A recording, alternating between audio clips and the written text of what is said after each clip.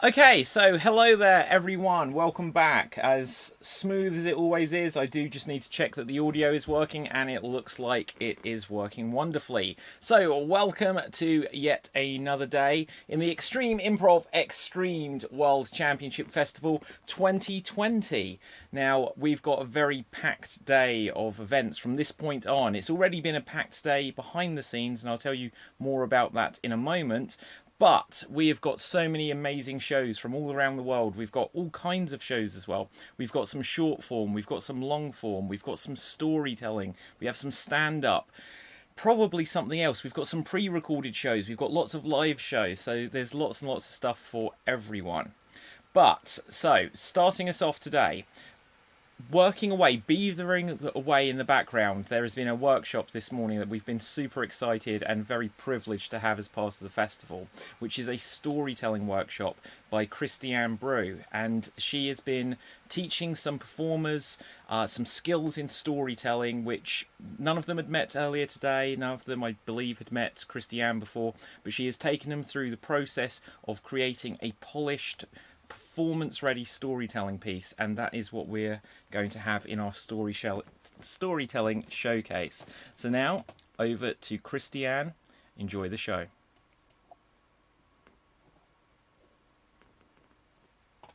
Hello, everybody. So, as David said, my name is Christiane, and thank you very much, David. He's disappeared into the void now. I'm based in Tokyo, and we have storytellers from the UK, from Tokyo, and I will just say it's 3 o'clock in the afternoon for you guys, but it's 11 p.m. at night for me and the other Tokyo storyteller. So the show should last about an hour, probably a little bit less. So just hang on to your hats and be a little bit patient. First, I'd like to introduce those participants that have decided to take part in the showcase. They've all worked super, super hard, but we have 4 storytellers for you tonight, this afternoon, the UK, wherever you are in the world. I don't know. If you're in Tokyo, it's evening, isn't it? I'm drunk with tiredness.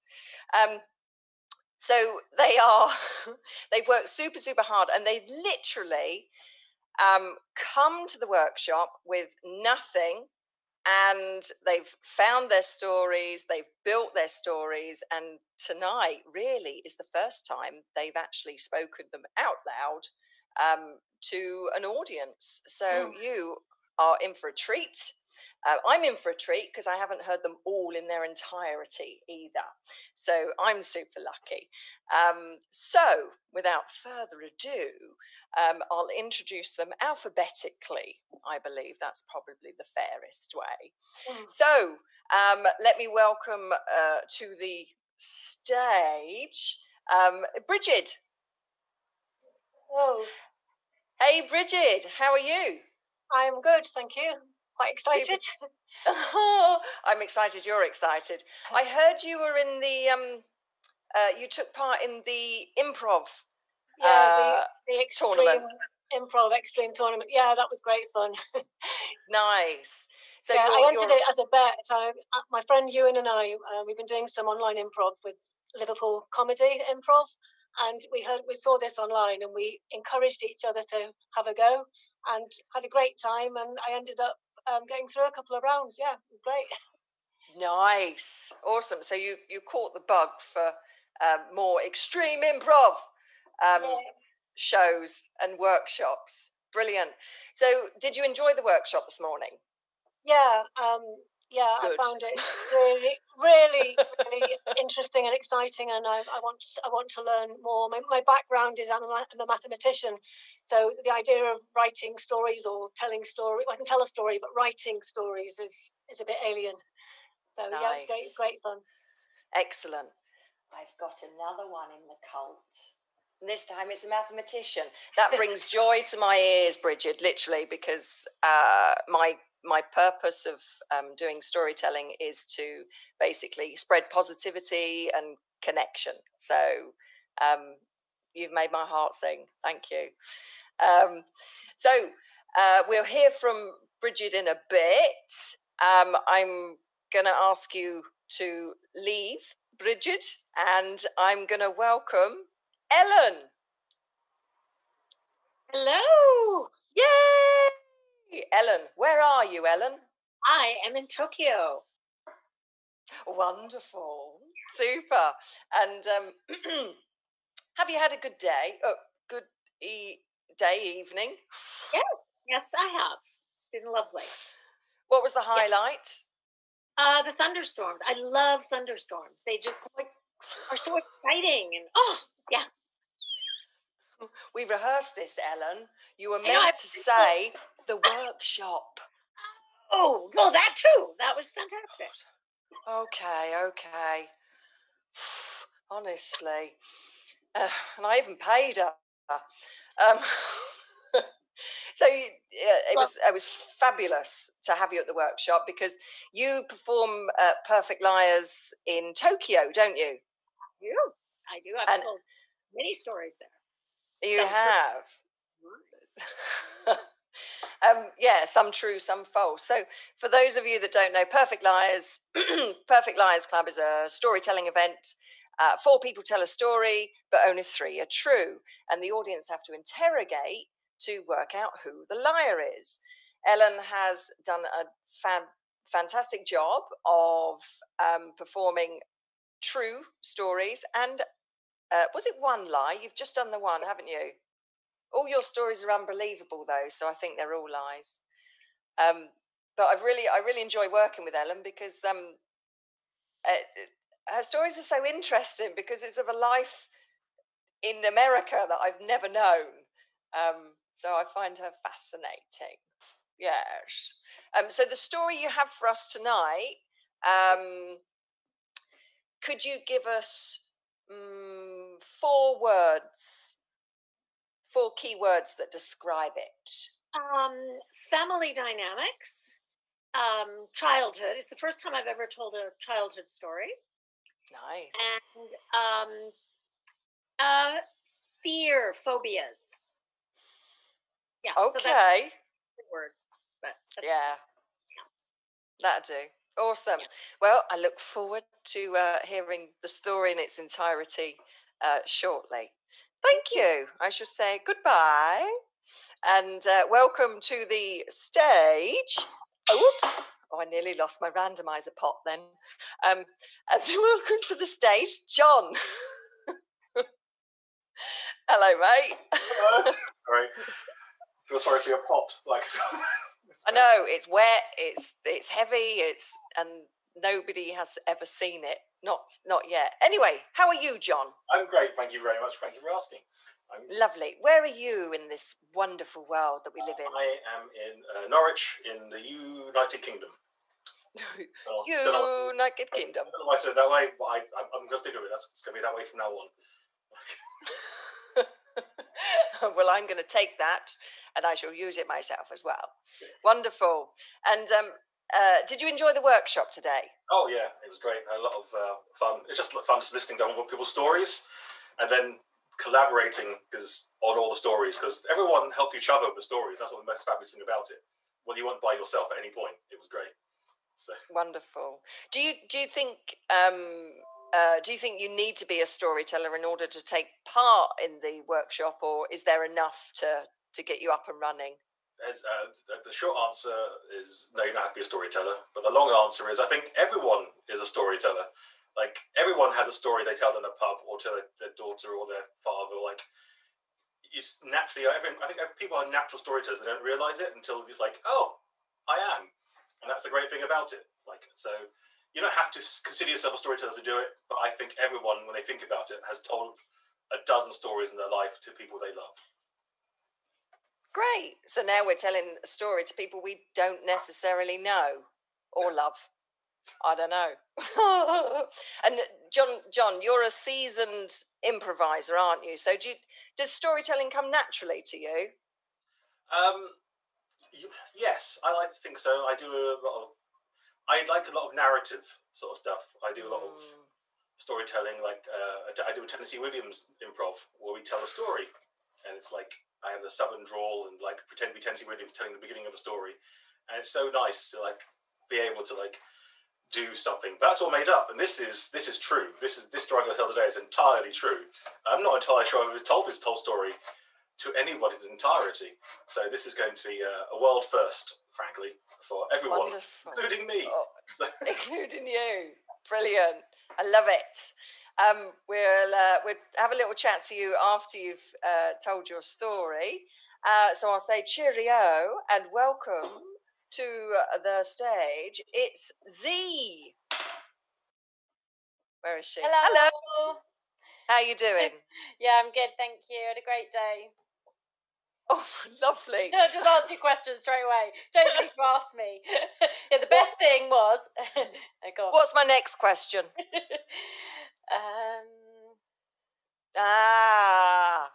Go on. You're going to ask me, what was my highlight? Yeah, that's what I'm going to ask. So I like the John before. I really liked the way we collaborated and helped each other with our story.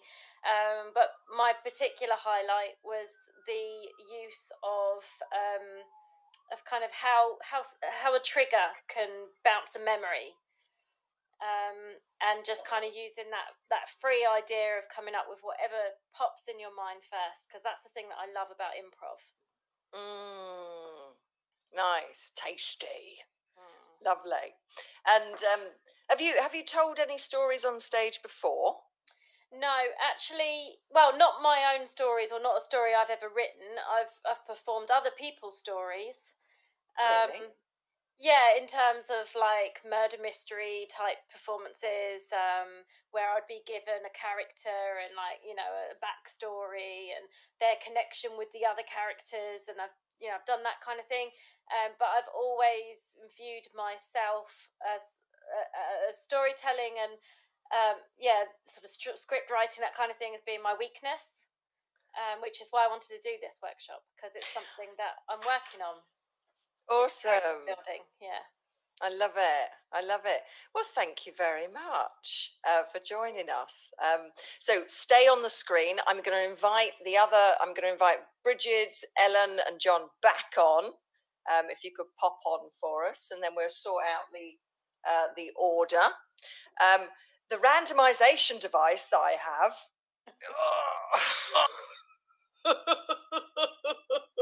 is a saucepan. It's a copper saucepan, and inside this copper saucepan are 4 bits of paper with your names on.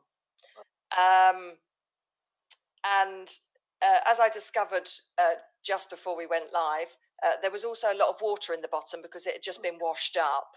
So each bit of paper is sodden. It's soaking wet. It's wetter than a Tokyo summer. So I'm going to pretend that I'm mixing them up and get my fingers wet. So the first person, God, oh, it's horrible. At least I know it's water. I'll just do this so you know. Oh, they're all stuck together. Hang on. So you know I'm not cheating. Is that one? Yes, that is one. Right. Are you going to make sense of this? Will it still read? That's the next question. I hope so. There we go. Oh, it's Ellen. Ellen is numero uno. Wow. Okay. Oh, we've lost Bridget. It's all right, Bridget. We'll get a turn. Oh, no. Oh, well, we all popped out. We all left because we thought Ellen was going to begin. We're just too good at this online improv stuff, so we just did it automatically. Right, well, that's it. You've told me how to do the show. That's it. Off you go. Ellen's on first. You can wait. Thank you. Wait for Sauceman. Beautiful. Wow, professionals. It's awesome. Ellen, are you ready? I'm ready. I love it. Okay, well, I'm going to go and just have fun. Thank you. So, this story is about takes place in my childhood, and I grew up with three older brothers. Now, the place I grew up, nobody had more than one sibling. You either had one brother or one sister. That was it. So there was a lot of intrigue about three older brothers. Wow, who do you like best? And my standard answer was always, I hate them all. And everybody would laugh. They thought that was just very funny and very cute, but I meant it. So we lived in what in America we call a row house. In the UK, you call it a terraced house. And so all the houses were identical, same exact layout. And on a regular basis, a house would get burgled. And it would get burgled in the middle of the night. Someone would come around to the back and they'd pry open a window or a door. They'd enter the house, come up the stairs, go in the bedroom, grab the man's trousers, because it was a working class neighborhood. The only valuable in the house was the husband's wallet. And then they'd leave. And miraculously, people didn't wake up. And this would happen on a fairly regular basis. And it just freaked me out. I was so scared. The idea that a stranger came in our house. And sure enough, every couple of weeks we'd say, oh, did you hear the Wilsons? They got burgled last night. Same deal. Came in, came upstairs, took the pants. Just like, oh God, this is horrible. Anyway, one day I'm in my bedroom and I'm just hanging around playing or something. And there's a noise at my window. And boom, my brother, like Superman, opens the window and walks in just full of himself. And I was like, what? How did you do that? How did you get in my room? And I'm on the second floor. Out. It was no big deal. I just climbed on the ledge because there was the front door of the house jutted out a little bit from the house. So there's a little bit of I just stepped on the ledge above the front door and then pulled myself up in the window because I wanted to show you just how easy it is to get in your bedroom. So if that burglar just can't get in through the back door, well, he can just come straight in your room. I couldn't breathe. I thought, oh my God, I will never sleep again. Someone could come in my room. Well, that was just not going to happen. So I decided from that day forward, I would never, ever go to sleep with my window open. It would always be bolted shut. And that's what I did. And it didn't matter. It could be in the middle of the summer, 90 degrees, or 30 degrees centigrade. And I would get a bowl of ice water and a flannel, a washcloth, and I would just soak myself with it. And I'd keep it by my bed. So in the middle of the night when I get hot, I get to douse myself with ice water. And this is how I lived. It was crazy. My parents yelled at me, you're crazy. You're going to have a heat stroke. I said, I don't care. I'd rather have a heat stroke than get stepped on by a burglar and who God knows what else. And they had to deal with it because I was not budging. So then there was one weekend, my parents were away and my brothers, they're older than me, they were out, and I had two girlfriends sleeping over, and we slept in my parents, we were in my parents' bed and we're getting ready to go to sleep, and I bolt the window shut. And my girlfriend said, what, are you crazy? It's 90 degrees out, 30 degrees out. We're gonna die. I said, no way. I am not sleeping with the window open. And I told them what my brother had done. And they just begged me. They said, you're crazy. I said, okay, I'll open the window if we agree that if we hear a sound, we're going to attack this burglar together. And I got my mother's perfume bottles and I got a torch out of my father's nightstand, and I got one of his big shoes, and I lined the windowsill with this stuff. And my friends are looking at each other thinking, Ellen, you are crazy. I said, look, Peter showed me how easy it is to get in here. And I can't sleep any other way.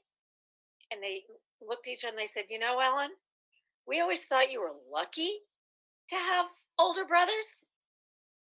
No, we're glad we just have one sibling, and it's a sister. And that's my story. Thank you.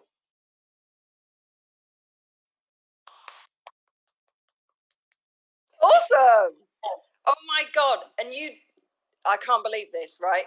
So you found that this afternoon, and literally, what, 6 p.m. Tokyo time, so 10 a.m. UK time, and this is where it is now. Really? Yeah, well, you gave us a lot of good step-by-step direction of how to get there. I would never have thought of telling a childhood story. So it was fun to explore a new genre for me. And you just built on the steps to get there. And we did some great partner work, got wonderful feedback from my various partners in the breakout rooms. So that was fun. That was fun to, usually I work for hours on coming up with a story when I've done it for Perfect Liars Club. And so it was interesting to have to do it, boom, just like that. Yeah. And do it alone as well, because normally I work with you because you say, I've got no stories, and then believe it or not, we find several, and they end up being fabulous stories. Yeah. If we had worked together, you would have cleaned this one up, but too better. No, it was lovely. But you found it yourself, and you worked on it with other people, so you don't need me, Ellen. Oh, I always need Christina. Oh, Ellen's my friend. Wonderful. Well, I really liked it.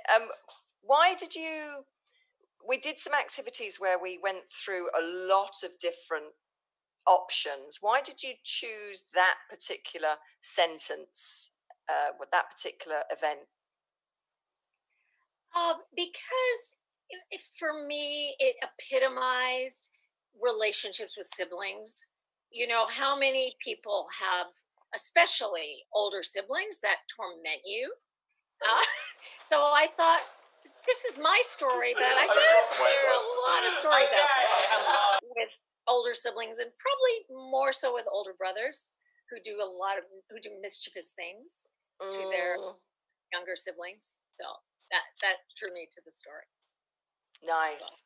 Well, I'm glad you chose it. Lovely.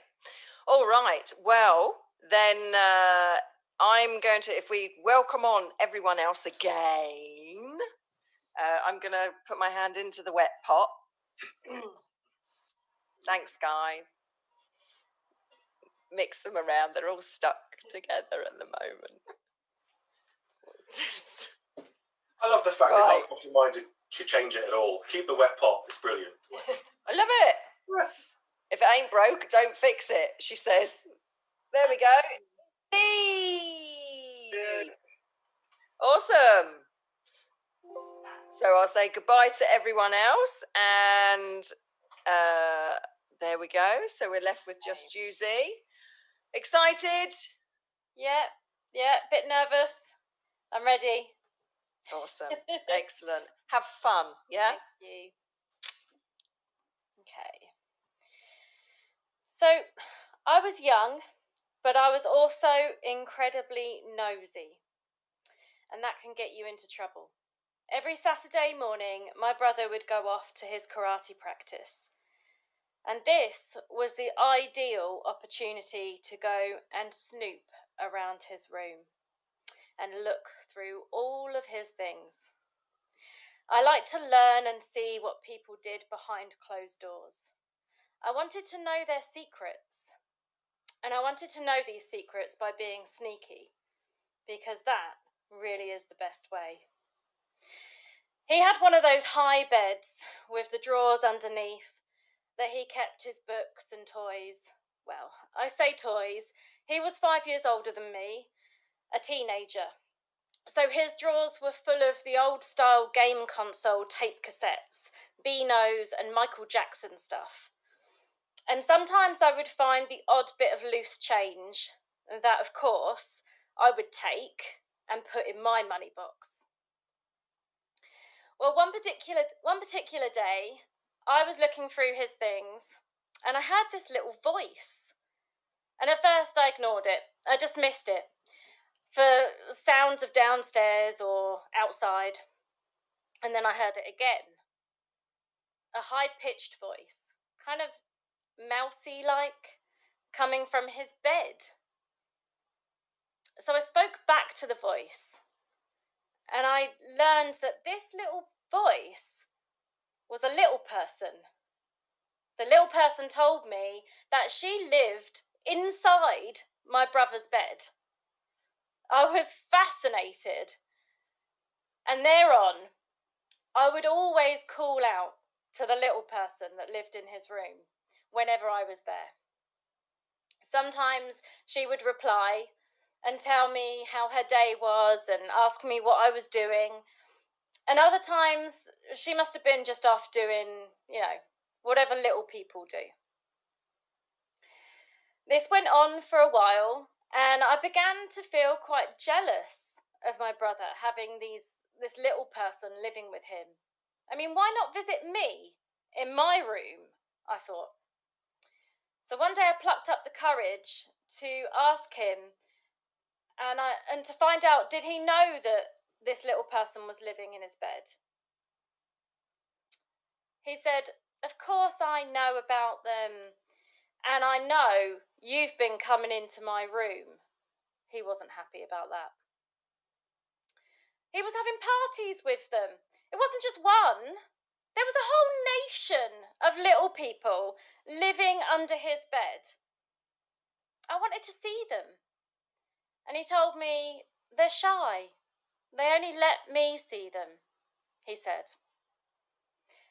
But all of a sudden, a bump appeared inside his pillowcase, and my brother says, "Oh, look, there's one now. It's in my pillow." And this was so exciting. I saw this one little person, and I was so proud that they showed themselves to me. But I was also a little bit upset. It was only one, and I didn't see it properly. It was covered with the pillowcase over his head.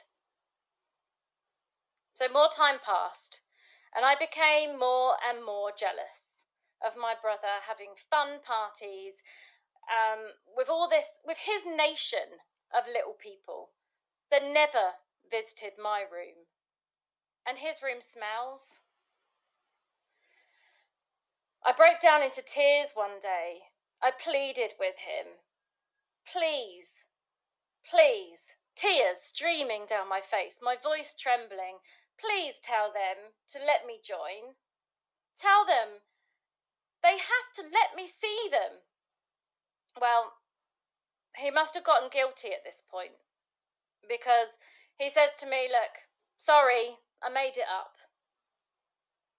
He lifts his mattress and he shows me how he'd dislodged one of his wooden slats of his bed, and there was like a little gap in between the drawers that he'd climbed into, and he was the voice. "But what about the one I saw?" I said. "The one that was in your pillowcase." Well, he then goes to his desk. He picks up his ruler. He puts his ruler underneath his pillowcase and he pushes down on one edge. And of course the other edge pops up, and he looks at me and he shrugs and he says, "Well, that was me too." And then his face dropped and his voice became stern. "Don't come into my room again." And he holds up a black and white picture of a really gruesome looking character with its tongue hanging out, and he says, "The little people weren't real, but I'm friends with ghosts, and ghosts do not like nosy little girls." And that's my story. Yay! Awesome! Z! Oh my God, that's gone from yeah, well done. How'd you feel? Yeah, it's good. I like it. It's given me a bit of confidence to work with more stories and and sort of build in some of the ideas that you taught today. Yeah, really good. Thank you. Excellent, lovely, and I love that first line, last line. Nosy little girls. Super. What was the picture that he showed you? Was it really a ghost or? Well, funny enough, he let me believe it was ghosts for a long time. And there's a pattern here. Yeah. I feel like it was like years later that I was then told actually this was just him and his mates taking photocopies of their face on a photocopier at school, and it was like seriously like this, tongue hanging out and like face pressed against the photocopier. I think I did that as well, but at work, not at school, unfortunately. Oh, awesome! So you. How many mini stories did you find before you chose this one? So actually it was a different story about my brother that first came up, which I guess I could briefly tell you, but I feel like I want to leave that for another performance. I see. Yes. Because my brother teased me a lot, but I was pretty awful looking for his stuff, so I probably deserved it. I loved it. I love the description of like, I just love looking at people's shit. Yeah, it's fabulous. Yeah, my brother's out, but of course he wasn't out, was he? He was no, under the beds. But sometimes he must have been out because the little person didn't always.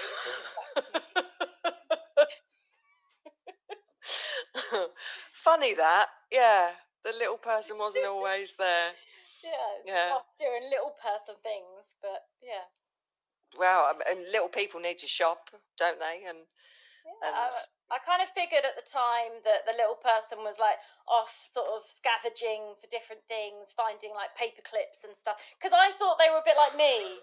They liked looking at people's stuff, I love it. That added to why I was so upset that they wouldn't come play with me in my room. Brilliant. And I love the tears. I've just had enough. Why won't they come and play with me? Nice. Well, thank you very much, Z. I think you've done a fabulous job, and I'm really, really happy that you joined us at the workshop this afternoon. And I'm so happy you said yes and performed tonight. So what a treat. Thank you very much. Stay there. Let's welcome the others back. All right. Wasn't that great? This is an improv Zoom thing for anyone out there who has not been on a Zoom workshop before. This is how we clap. Call me old school. So who worked with Z on that particular story? So Ellen did. Ah, lovely. Has it changed at all from when you worked with her? Oh, your mic's not on, Ellen. The story is totally the same, but you really brought it together in a very tight way. So you polished it. It was lovely. Really nice. Nice. Yeah. Awesome. Okay, ladies and gentlemen. We have two that are stuck together. Hang on a minute. I'm sure it's just water. Okay. I'm trying to raise the tension here. Saucepan tension. Do saucepans give tension? I don't know. Right. Maybe dry ones, but wet? Not sure. You're so picky. What's wrong with a wet saucepan? It's Bridget! Yay!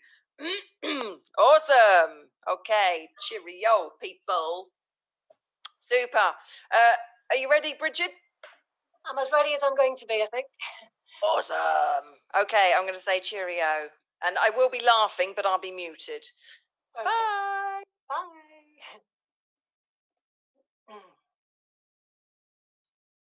She was and remains to be the scariest person I've ever met. Mrs. Grimshaw, very aptly named. You could never please her. She never smiled. At least, that's not quite true. She would smile when the form captain, Spotty Simon Spencer, got a question right. I remember we used to queue at a desk waiting for our compositions or stories to be marked. I was dreading the time when it was my turn, and I'd stand there next to her, inhaling the fragrance of a lavender scent, just desperate to please this woman. And she'd pour over my story, rigorously putting a red pen all through it. By the time she'd finished, there was more red pen on the story than my own blue. And then she'd turn to look at me. And whatever she said to me went right over my head because I was just mesmerized, staring into her steely, iron grey eyes and the unplucked eyebrows. And I became aware of this red bit just there, both eyes, thinking, my God, is she ill? Does everyone have a red bit just there? And I was desperate to get to the toilet and look in the mirror to see, did I have a red bit there as well? Or was she going to die? Was my teacher, Mrs. Grimshaw, was she going to die?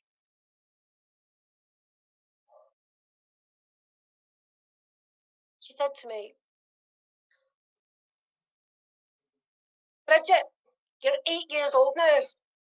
It's time you learned how to spell. Now, people, it's got a silent O in the middle. I want you to go off now and write it out 100 times. Off you go. So I went off and I wrote out P-E-O-P-L-E 100 times. Could never, ever please her. Then there was that morning, 1970, it would be a Friday morning. We always started off with a long division test, which I was good at. And then it came to the hour before lunch, and I began to lose concentration because it was an English lesson, and I tended to drift off in English lessons. And then suddenly she said something that kind of got my attention. She began to talk about something which I was so interested in.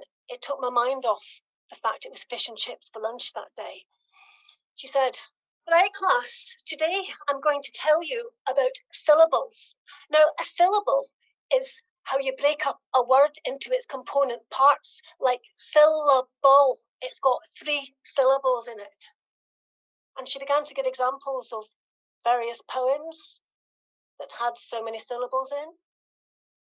And then she said to us that we would have to come up with a 17-verse poem, 17-syllable poem. And she said to the class, after lunch, class, I would like you to write a 17-syllable verse, and the best 6 will be put on the wall for display. Now, can anyone tell me what the name is for a 17-syllable verse? Everyone looked around, apart from Spotty Simon Spencer, of course. Please, miss. Please, miss. It's from Japan, miss, and it's a poem and it's got 17 syllables in it. Very good, John. And I saw the glimmer of a smile. How I hated that boy. Anyway, I was on fire. I was inspired. I was going to write the best haiku ever. So we were sent out of the classroom and I went straight to the toilet. Not that I needed to go. It was just I had to sit and concentrate and compose my haiku. Didn't even get any lunch that day. And I sat there on the toilet, all these ideas spinning around my head. And to this day, 50 years later, I still got no idea where this haiku came from because it just came to me all in one.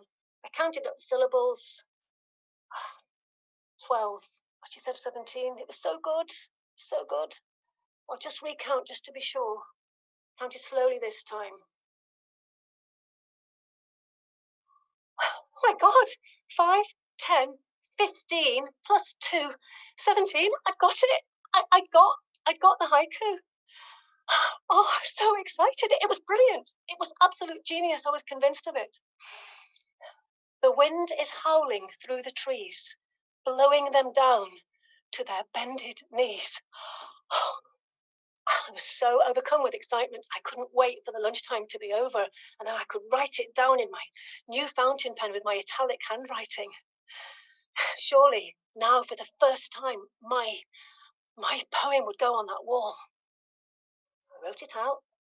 The wind is howling through the trees, blowing them down to their bended knees. And then we were told that we could colour them in. So I got my box of crayons, my new Arondac crayons, and I got the brown one, and I drew the trees and all the branches. I loved drawing the branches. You could go on forever. And then I got different shades of brown, and I coloured in the trunk of the tree, making sure I kept in between those lines, didn't want to go out of them. Then I got my green one and drew in some little leaves, and it was done. It was ready. I was looking around to see was anyone else still doing theirs. I didn't want anyone to see mine because it was just so brilliant. And then at the end of the class, Mrs. Grimshaw said, "Right, everybody, I'd like you to clear away. John, would you like to take in all the work for me? And I will pick out the best 6. And when you get to school tomorrow morning, you will see whether your work is on the wall. Thank you, John." That night, I could hardly sleep. I was saying to my twin sister, we shared a bedroom, I was saying to my twin sister, "I think my work's going to be on the wall tomorrow for the first time. I think it's going to be me." And she's saying, "No, babes, don't be daft. You're rubbish at English. You're only ever good at sums, and who cares about sums?" No, Anne, really, I think I've done it. I think this is it. I could hardly sleep that night. For once, I was going to be recognised and acknowledged. Next morning, I rush up to the classroom and I look on the wall. Oh my God, it was there. I could see it in the corner of the wall. There were 5 other bits of work, and that was mine. I could see my trees. And I go up to it and I'm proudly reading it. The wind is howling through the trees. What? With her red pen, she'd crossed out, blowing them down to their bended knees, and she'd written, forcing them down to their bended knees.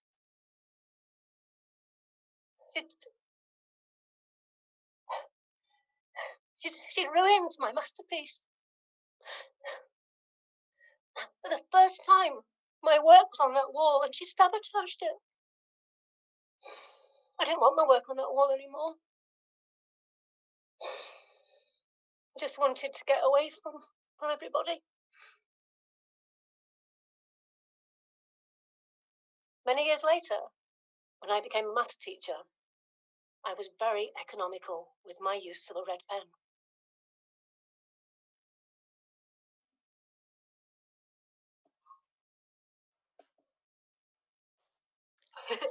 And that's your story? And that's my story. Awesome. Oh my gosh, how many characters were in that? That was fabulous. How many characters? Well, there was Mrs. Grimshaw. And I still never worked out what it's called, that little red bit there. But hers were always inflamed. I remember, I can still picture her face now and that red bit there. So the Mrs. Grimshaw, and then Teacher's Pet, Spotty Simon Spencer. He was the horrible boy who a year or two later, he gave me a detention because he didn't like me. So he pretended I'd talked when I hadn't. It was my sister had talked, but he got me in trouble. I never forgave him for that. So there was and then of course I guess yourself as well. You brought your own words alive as well, which is great. Yeah. Awesome. So was this your first story? Were you like, I'm going to do this one, or did you have others that nearly made the cut? When we were in breakout rooms and we were playing, just saying words, and then people went round and people would say a word association. The 3 of us was Heather, myself, and John.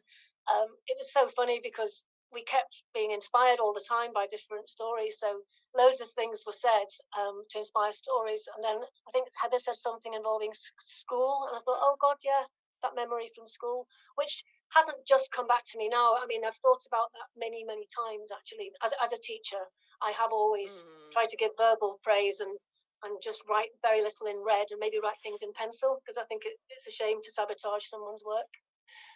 Yeah, I agree. And a haiku. Do you want to do an improvised haiku now?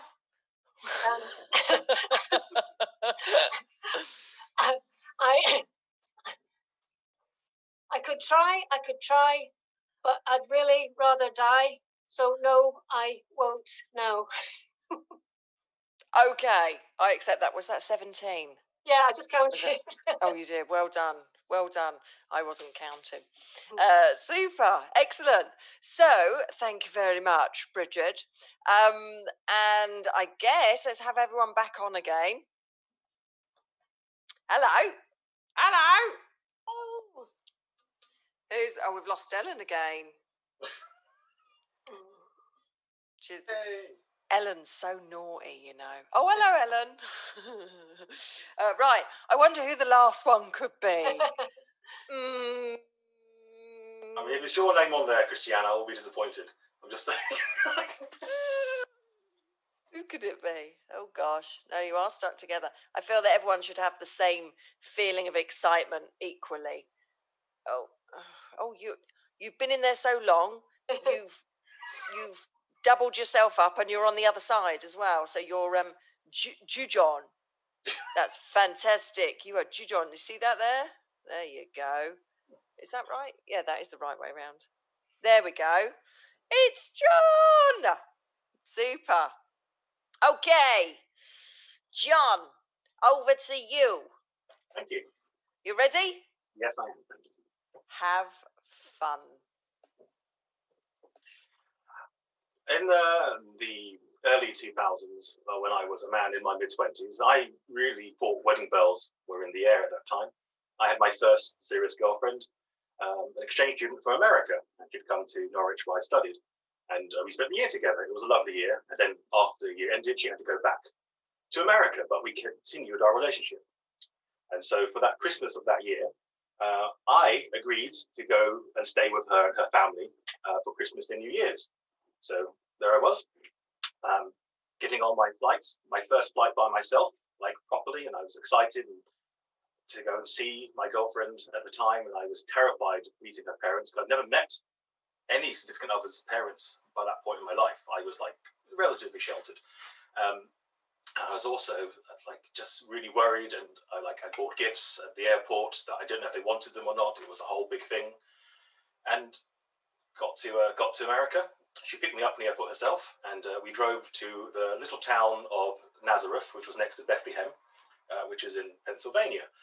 And I met her mother and her stepfather there, and they lived in a lovely, huge ranch house. Now, a ranch house, for those who do not know, is a single-story house above the ground floor, and then below that there's a large basement. The basement is equally as large as the rest of the house, divided into separate rooms. However, this was a newly built house, and the basement had not yet been finished. I was advised by her mother that the basement would take another sort of 12 months to a year and a half to finish, but the upstairs was all perfectly done, all decked out. And one of the first things that I did was talk to the man in the house, because this was a very traditional American family. And he took me into his workshop. He had this massive workshop, and it was full of wood carvings and sticks. He was a professional wood carver, and he sold intricately carved staves and sticks, and including things like hilts for swords. He had sword canes and large knives, and I was under no illusion at this point. He was basically telling me that he had a lot of weapons in the house if I did anything wrong. That is he didn't say those words, but as a young man in my 20s, I definitely got that feeling. So they took me around the house, a lovely tour, huge house, and they told me there was one rule that I had to follow, effectively. There are probably other rules, but this one sticks in my mind because it was very important, was that because I had not proposed any sort of marriage to their youngest daughter, I was not to sleep in the same bedroom. It was very clear that we had to sleep in separate bedrooms. And I, being a good human being and like wanting to impress and be kind, I swore on Scout's honour that I would not do so. They did not know I wasn't a Scout, and I didn't feel the need to tell them. So my girlfriend and I, though, however, well, I mean, let's say we were horny, basically. So we had messaged each other using MSN Messenger, just to put us back in the time frame of the 2000s. And we agreed that we would meet up still. And we agreed to meet up in her bedroom. So on the first night, they stayed up to make sure we went to bed. So we did. We went to our separate rooms. Good night. Love you. All those sort of things. And my heart was racing. It was pounding. I was sweating like through fear of being caught, and like the excitement of being caught, and the terror of being caught, and alarm bells were going in my head. Like, what happens if I get caught? But ultimately, my libido won out. So I waited till the house was quiet, and I snuck through the house from my bedroom into her bedroom, having already early in the day mapped out the steps, how long it would take to get from her bedroom, well, my bedroom to her bedroom, because it was dark and I'd never been in this house before, so I had to make sure I knew what I was doing. So like a thief in the night, I crept through and I opened the door. We had agreed I wouldn't knock, so I crept in the door, and she was awake, and I won't go into details of what happened next, but it's a beautiful thing between a man and woman who love each other clearly, and we weren't caught. It was great. It was amazing.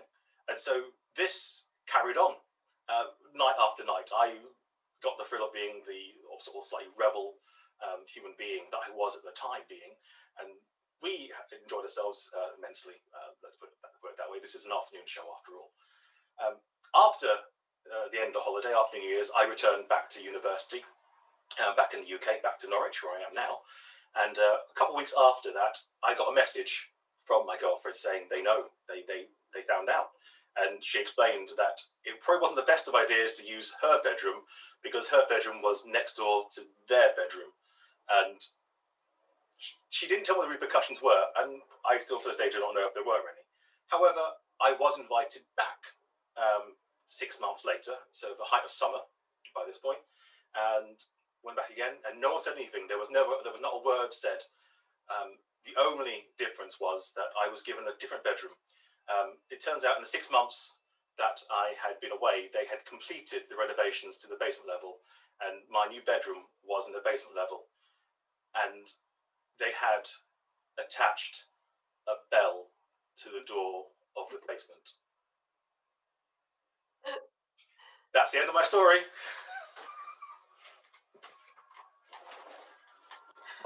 Awesome. They attached a bell, like you're some sort of a dastardly burglar or bear that's going to get caught. Did you ever attempt to ring that bell?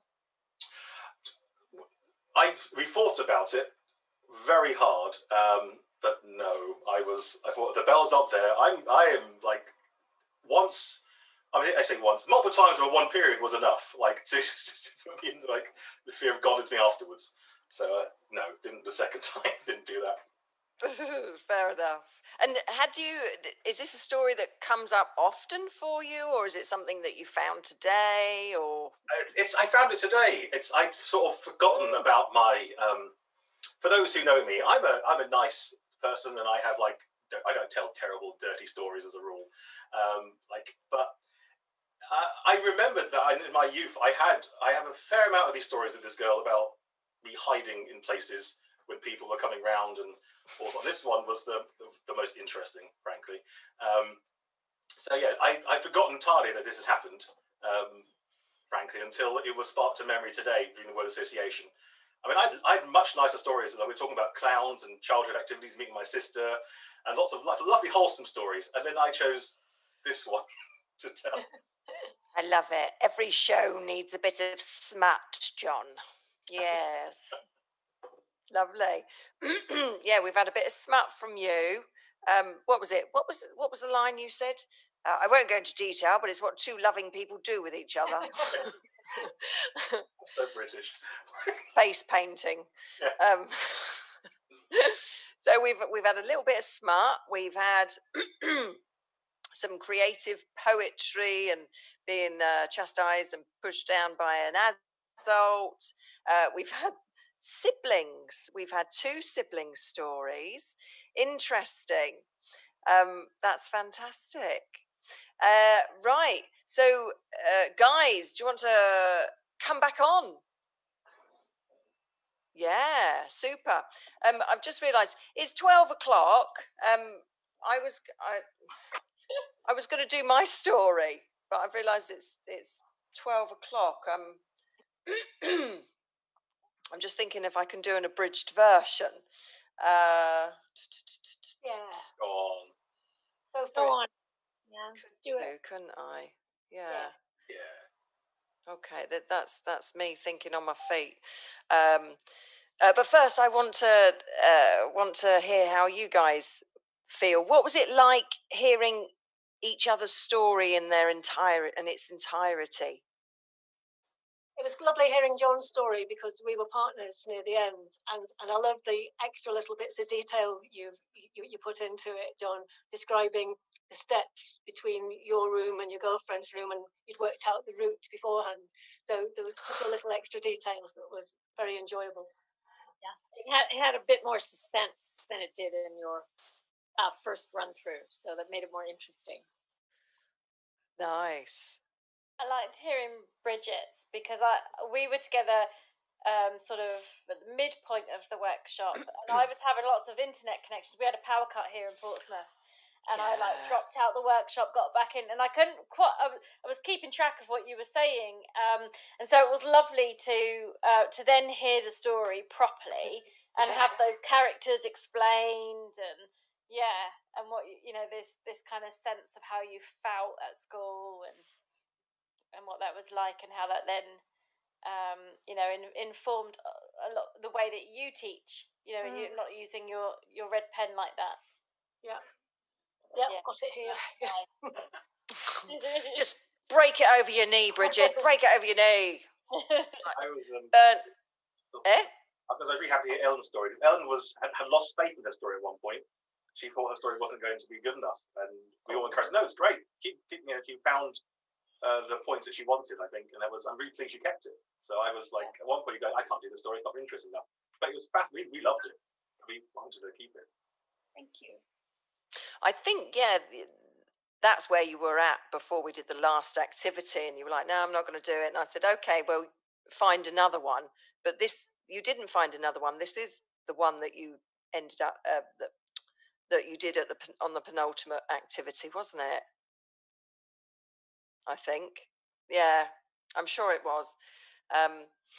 Ladies and gentlemen, I have not had the pleasure of being in the same room as all of these fabulous people throughout the afternoon, which is why I miss face-to-face workshops so much.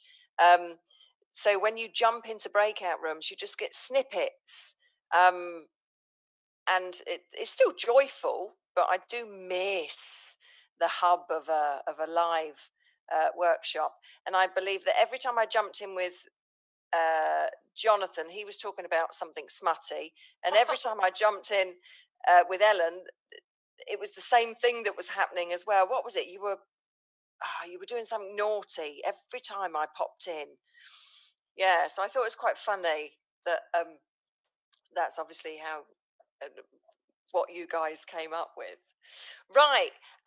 So I guess I'll finish then on my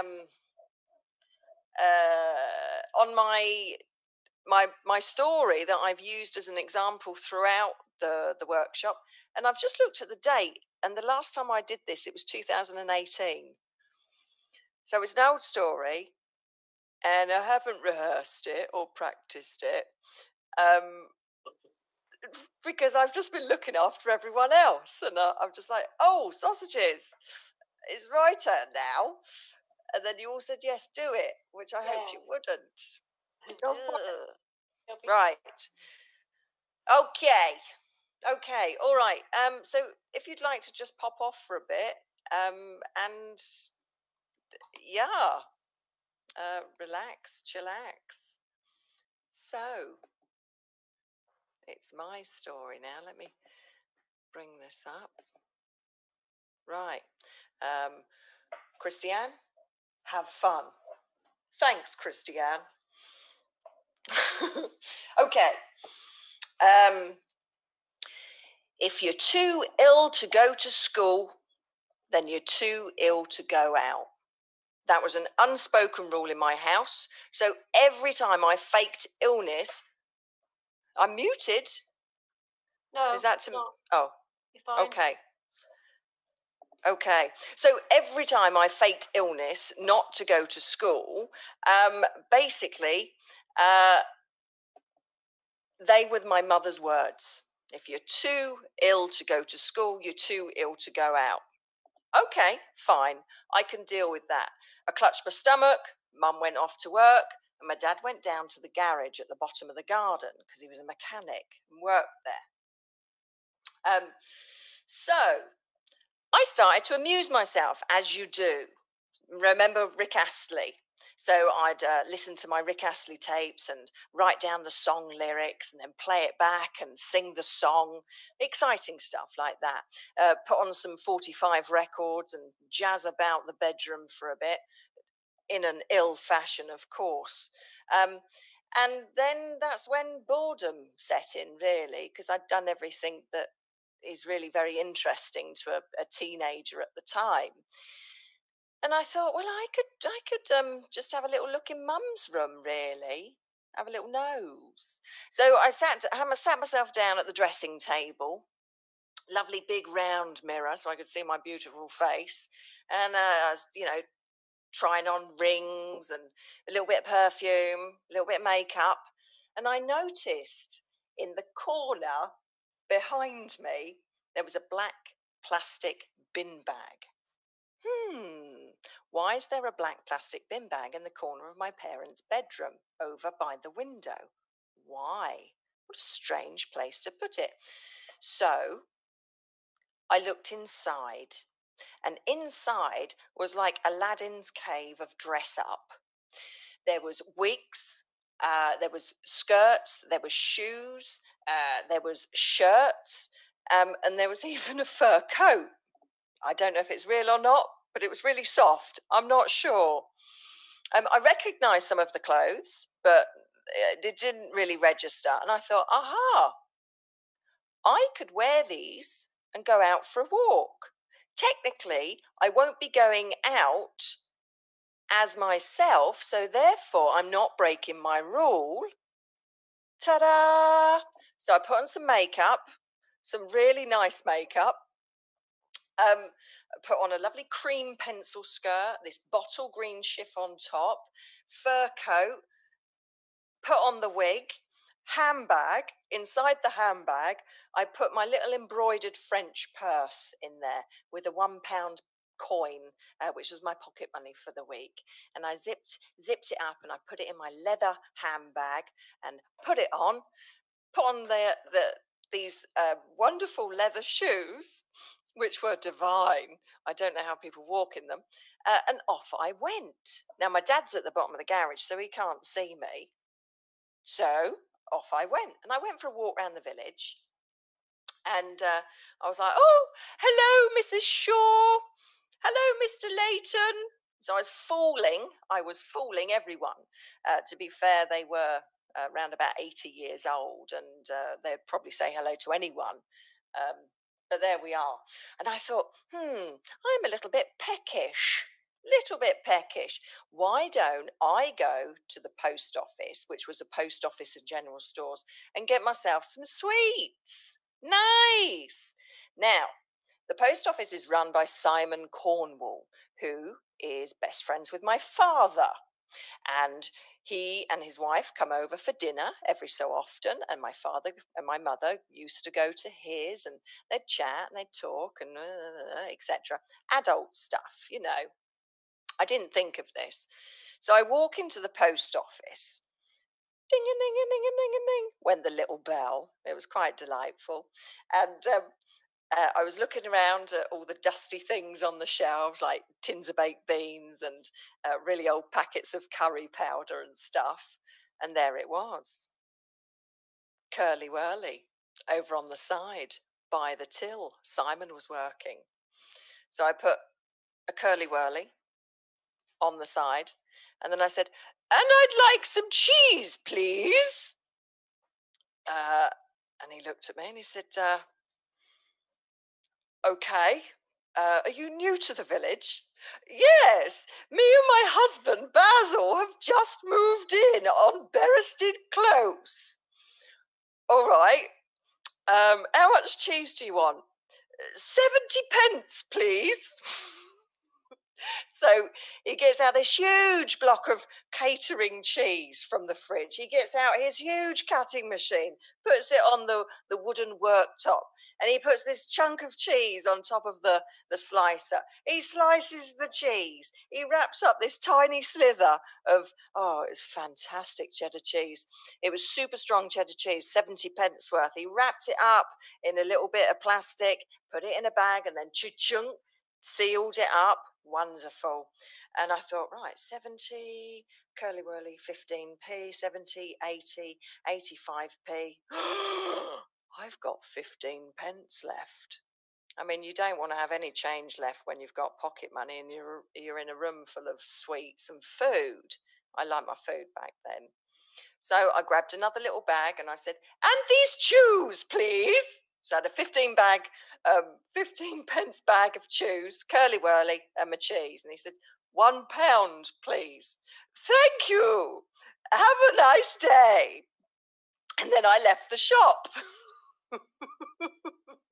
Well, I took my booty home with me. The shop was literally just across the road from the house. And I got myself back into my parents' room, snuggled myself up into their bed, because that's what you do when you're young. You don't want your own bed, you want your parents' bed. And there I was, and I was munching away on my curly whirly, eating my cheese, loving my booty. And I heard the door go downstairs. He said, Christy, are you up there? Yeah. So my dad comes in, and he stood at the bedroom door with his hand on the door, like he's like his power move or something. You know what parents do. And he said, have you been out? No. I said, what do you mean? He said, I've just had a phone call from Simon Cornwall. No. How is he? Yeah. Okay. And then he laughed. He just went, well, I say laugh, it was a guffaw. He went, my father never laughs. And I was like, okay. So he walks off out of the bedroom, and in the stairwell, he calls back to me and he says, and you can take that off before your mother gets home. It's like, what? And I look up over into the mirror. I've got the wig on. I've still got the makeup on, and I'm sitting there. I looked like my mother did on the morning after the night before, basically. So I decided I definitely looked too ill to go out, even though I wasn't ill that particular day. Plus, cheese is really expensive, so I don't want to be an adult anymore. Thank you. That is my story. Do come back.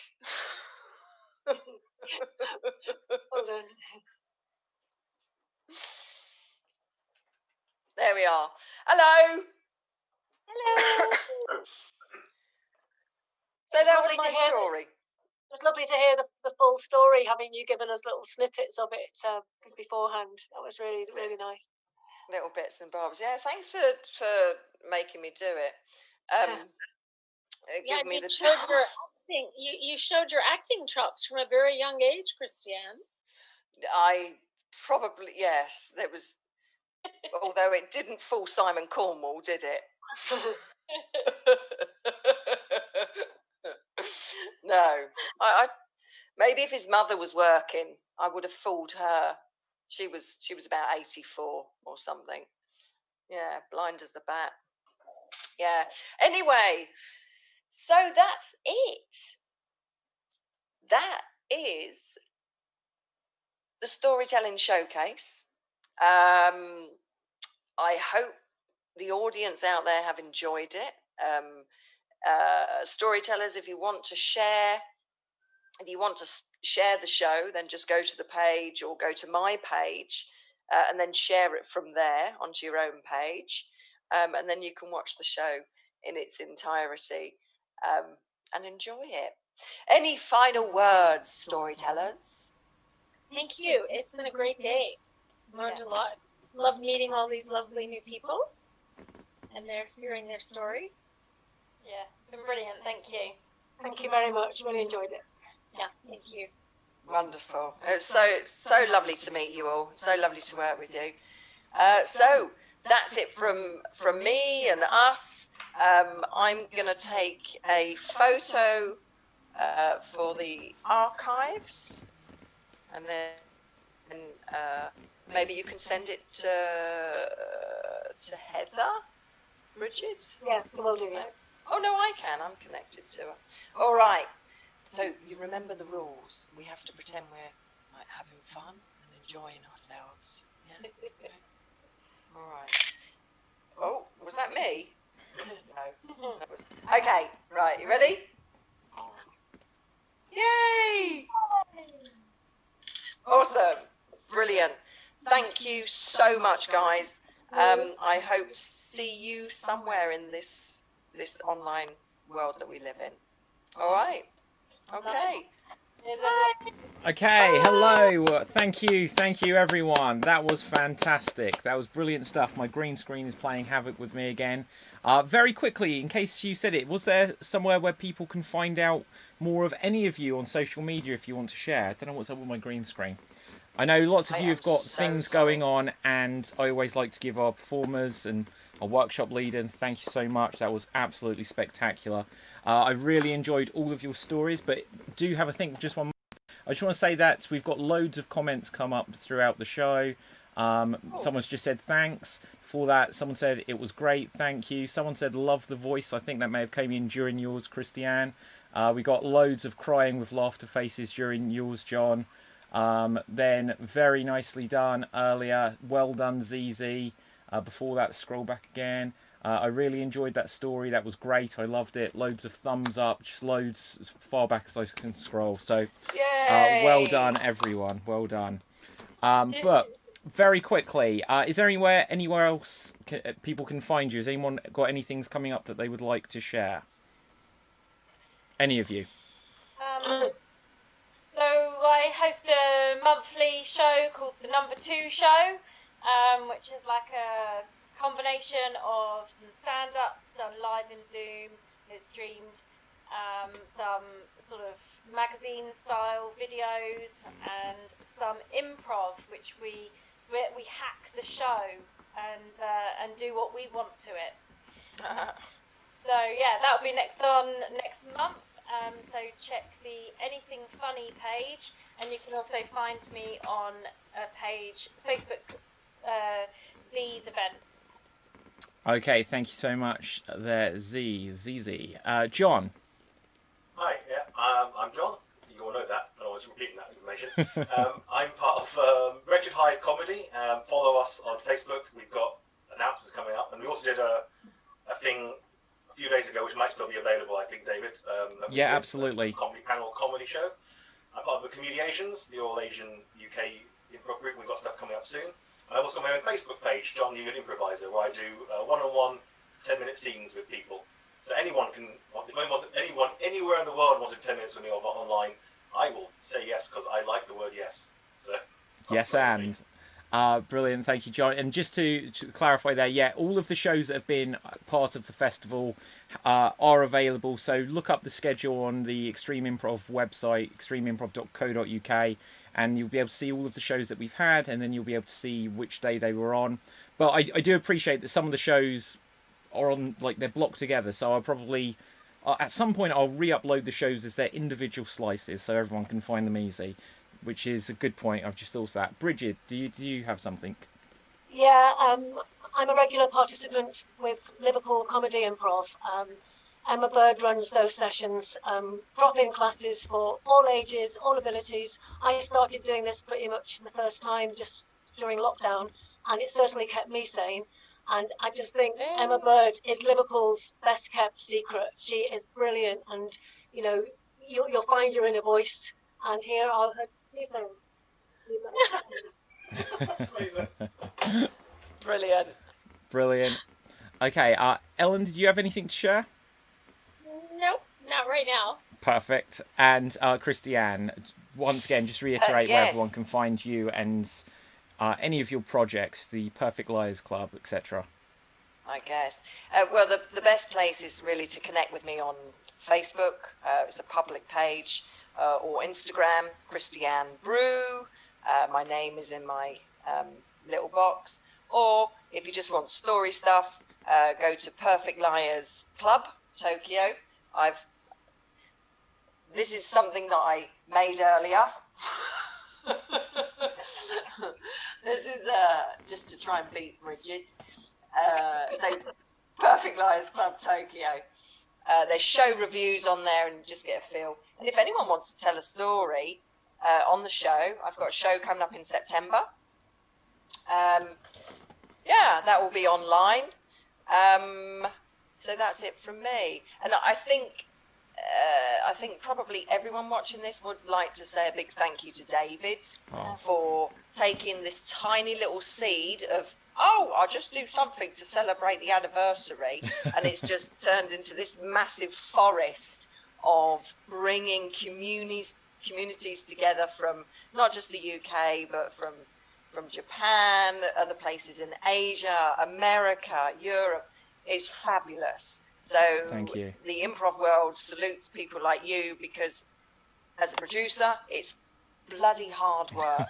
So thank you. No, thank you. It's been. I put a post on Facebook. I will just tell this one story myself. It's not the basis of a whole story, but I decided last night, because I realised that I hadn't done enough like proper posts. Everything I've been putting on social media has just been, here's another stream to watch sort of thing. And I just wanted to put a post saying there's another week of shows and workshops and things, but I've been blown away by how exciting and amazing everyone has been. And then in the middle of it, I'd got the sentence where I said, this is the fullest schedule I have ever worked, but it's been the most exciting, so it hasn't felt like work.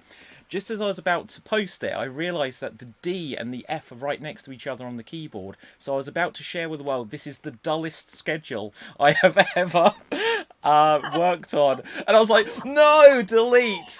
And that would have been just to absolutely dump on everyone that has worked so hard, when it couldn't have been, there couldn't have been a more opposite message that I almost shared. I know. Yeah. Now that's a reveal. Sorry? There's an improv game in that, isn't there? Just changing. Well, you know, there are these things where people say ruin a movie title by changing one letter and stuff like that. This is how to upset the whole planet of improvisers with the change of one letter. And David, is it all right if we quickly mention the discussion that we're having tomorrow? Yeah, of course. Go, ZZ. Do you want to mention? Yeah. Go for it.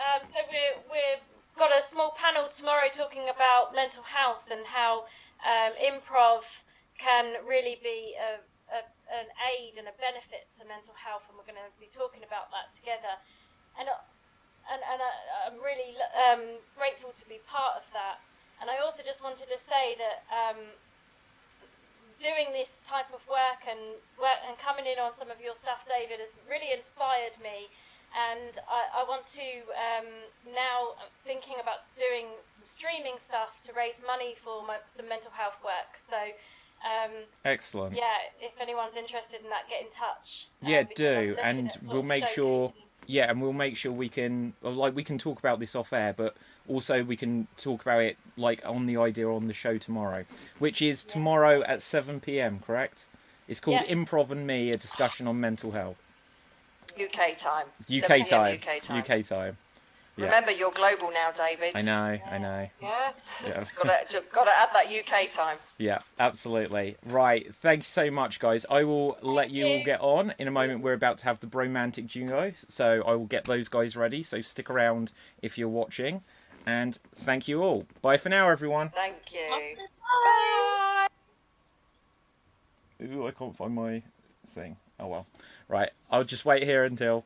Okay, you're still on the air. I can't find the holding screen, so I was in a panic, just so you're aware.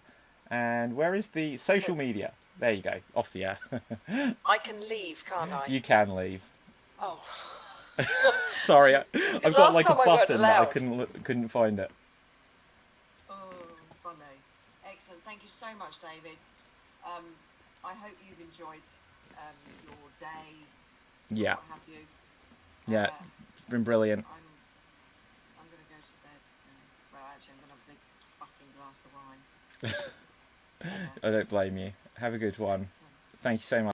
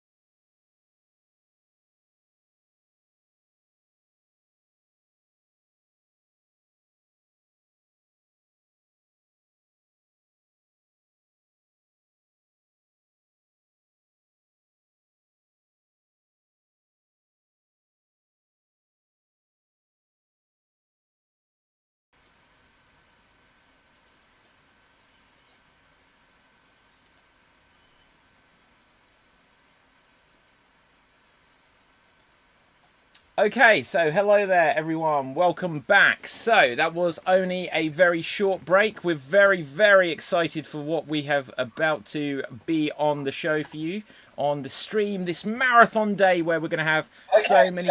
Oh, I can hear an echo of myself. Bear with me. Where is that coming from? Hello. Where is that coming? Oh, that might be from one of our fabulous next performers. So... I've lost my train of thought. What can I say? I'm going to have to go over to some guys that are absolutely amazing, who I've been very privileged to have met during this lockdown time. People who I probably would have never come across if it hadn't been for lockdown. But now they are amazing improvisers. They're good friends. They are almost like family. I would say that they are almost like my bros. Ladies and gentlemen, even though we will be able to hear through the airwaves, through the fingertips that you put in the comments, put your hands together for the Bromantic duo, Bro! Bro! Oh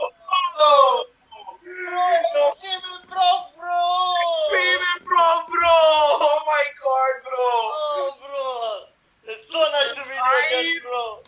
Live on streaming platforms, bro! Oh, bro, this is so big, bro! This is so big, bro! Oh my god! Oh.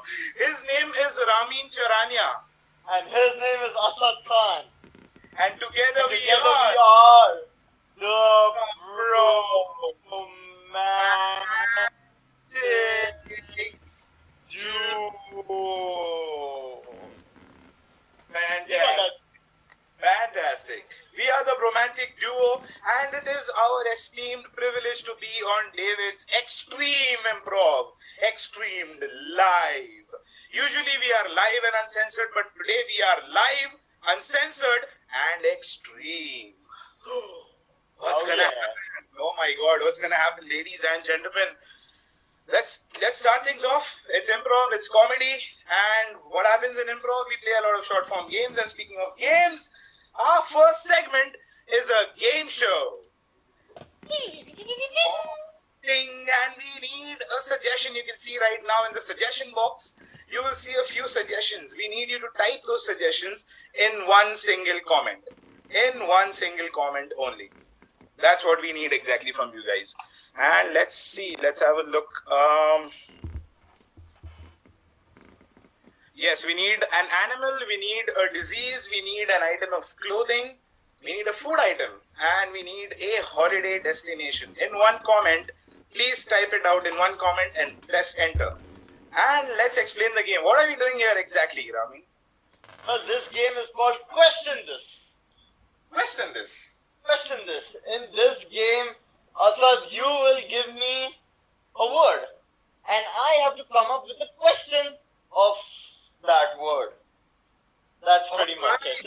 You're twisting things around. Oh my god. Yes. We're not going to answer the question, we're going to question the answer. Oh wow. That's interesting. I don't think that's strange. That's strange. Let's see how this goes. Yeah. Ladies and gentlemen, it's question this, and for this we have asked for suggestions.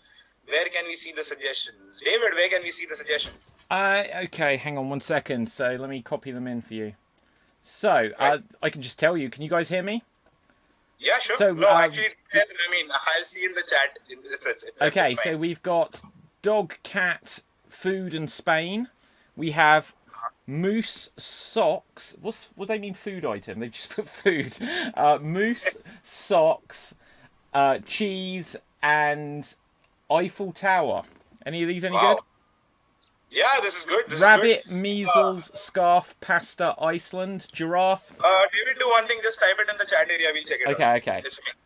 All right, perfect. So, are you ready, Mr. Ramin? I am going to be the host of this game show. Ladies and gentlemen, welcome to Question This.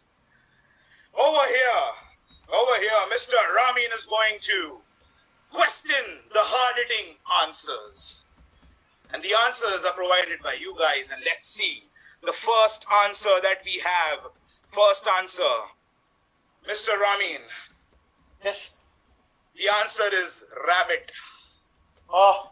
What is the question to rabbit? What is a female rabbi. Rabbit!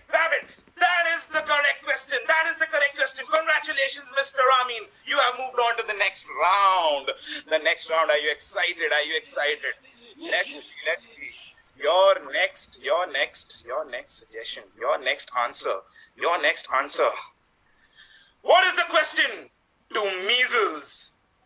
Oh, that's a hard one. What does a salesperson try to sell something when he has a tongue problem? Measles. That is the correct question. Congratulations, Mr. Ramin. You have moved on to the next round. Congratulations. Are you ready for your next answer, Mr. Ramin? Yes. Oh my God. The next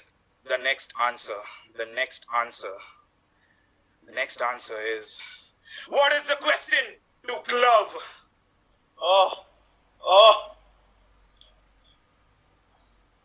What is the slang word for homosexual love?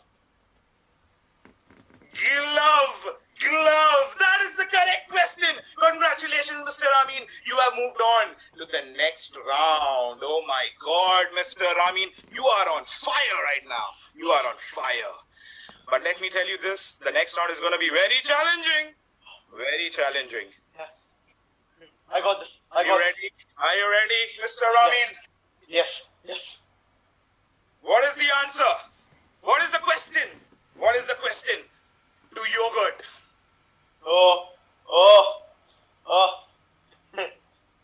How do you greet your girlfriend? Yogurt? That is the correct question. Congratulations, Mr. Ramin. You have moved on to the final round of questions. Yes. But let me tell you, Mr. Ramin, a lot of contestants have reached the final round, and mostly all of them have failed, and only few have advanced and won this game. I have to tell you this right now. If you get this question right, you are going to win everything. Yes! But if you get this question wrong, you are going to lose everything. Oh shit. Everything? Everything. You're going to lose everything, Mr. Ramin. Are you willing to take the risk? Yes, I would like to proceed. That is the kind of contestants that we need on Question This, ladies and gentlemen. Your final answer is Iceland. What is the question to Iceland?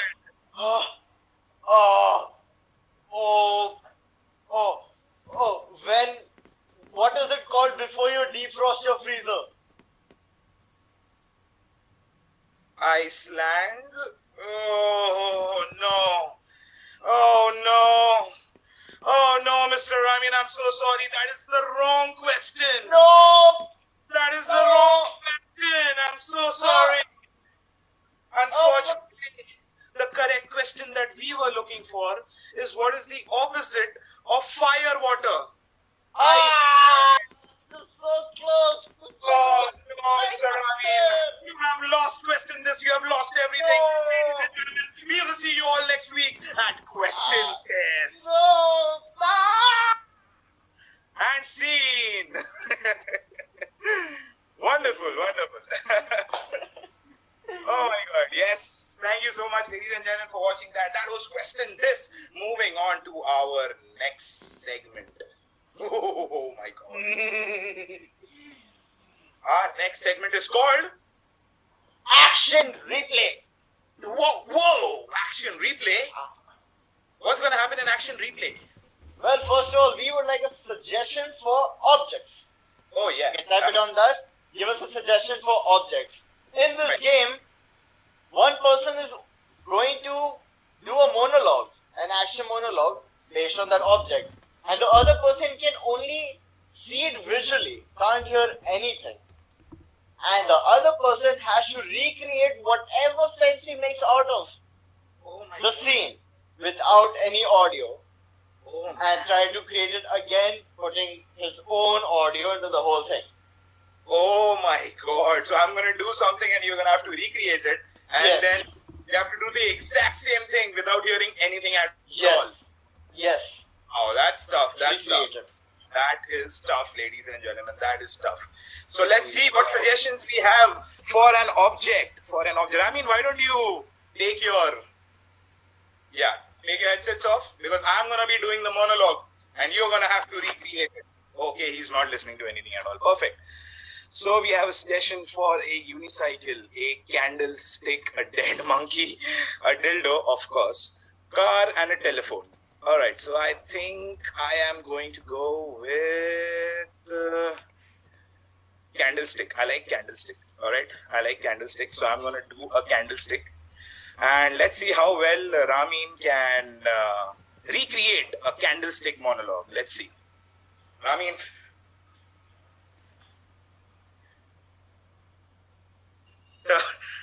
Turn your video off. Video off. Right. This is a candlestick monologue and let's take it away.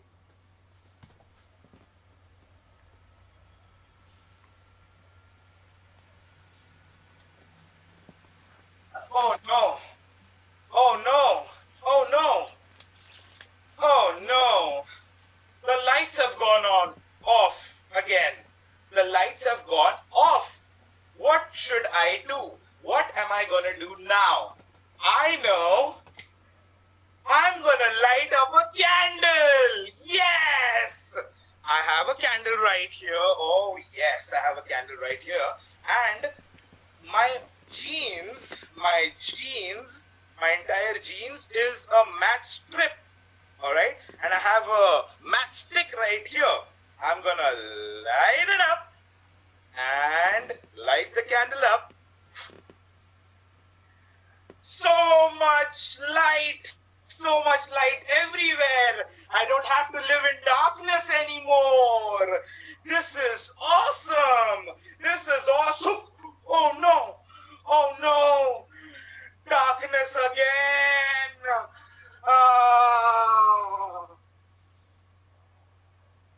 All right, ladies and gentlemen, that was my candle monologue. And let's see how Ramin can recreate that. Hi. What did you understand of that? Let's see. This is the actual replay.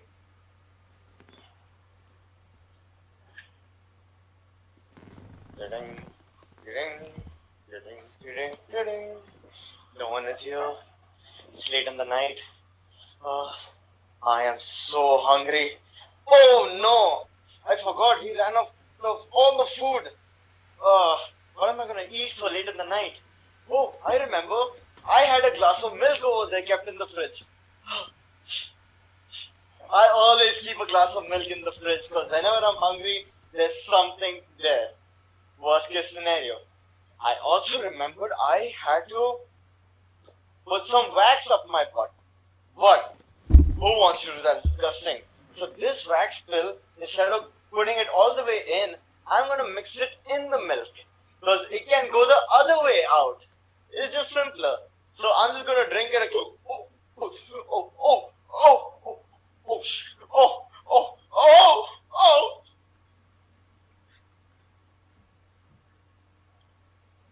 Wow. I got it right? You got it exactly right. Yes. That is brilliant, man. That is brilliant. Wow. We are so in sync. I just know. Just connected telepathically. Wow, man. Wow. I'm so proud of you, man. I'm so proud of you. Yeah. Oh, yeah. I'm so glad that you did this and I didn't have to do this. So let's move on. Doesn't work that way. Wait, what do you mean? As if now I'm going to do a scene and you'll have to recreate it. Oh, no. Don't do that to me. Oh, yes. I'm not the only one that's going to suffer here. All right. So, Asad, you can stop your... Yes, I am turning my audio off. And for a suggestion I'm going to take is... Oh, these are good suggestions.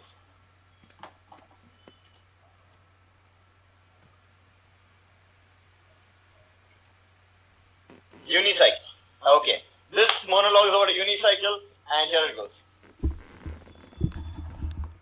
Asad, are you there? Can you hear?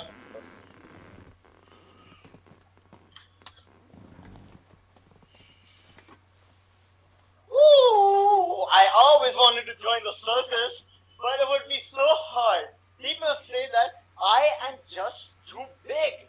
But when are you so big, you can't be in the circus? Because moving this unicycle is just not enough. They say that I have to shoot through a cannon and then climb on an elephant. And it doesn't work that way. Because me being so big is just annoying for them. I can only do one trick. But that one trick is just enough. So I settled for just being a unicyclist. And I am the most famous unicyclist of all the world.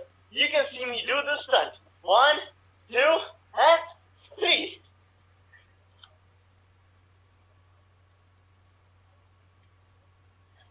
Asad, now you got to recreate this same scene. Thanks.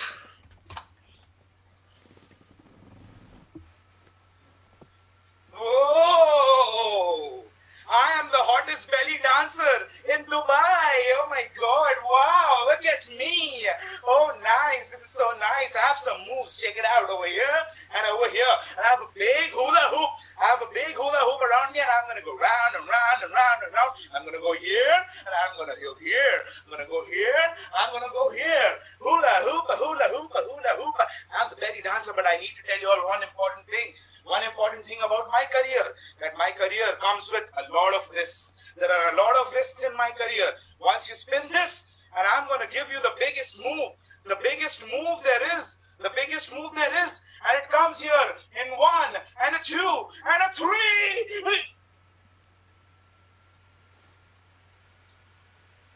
Wow, bro, wow. It was so uncanny.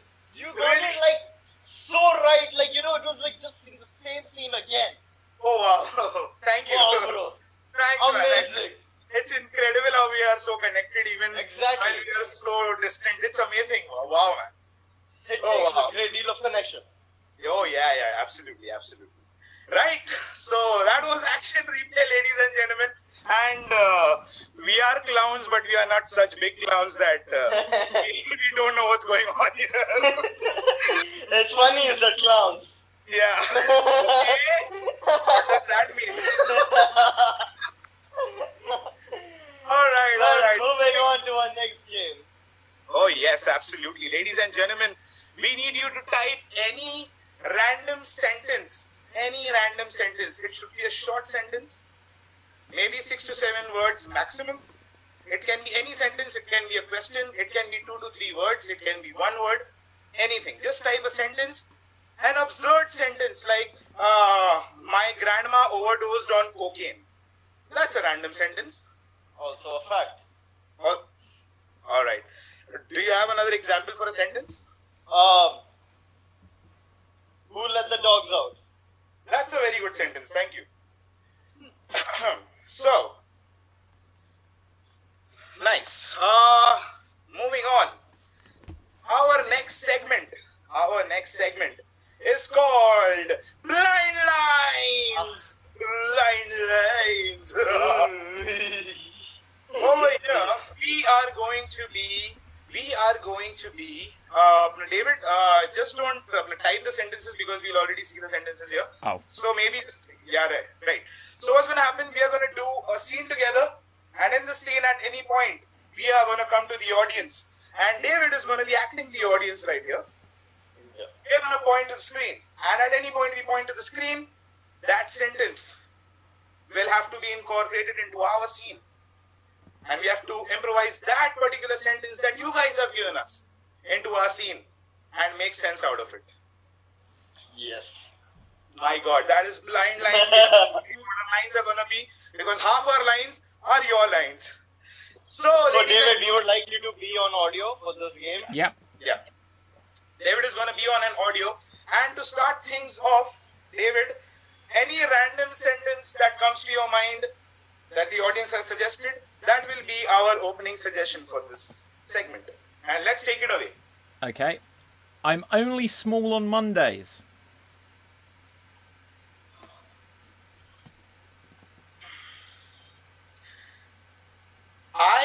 only small on Mondays. It's funny you think that you get small even one day. You've just been getting fatter and fatter by the minute. How dare you say that to me, Grandpa? Why would you say that to me? I'm your grandson. I'm so young.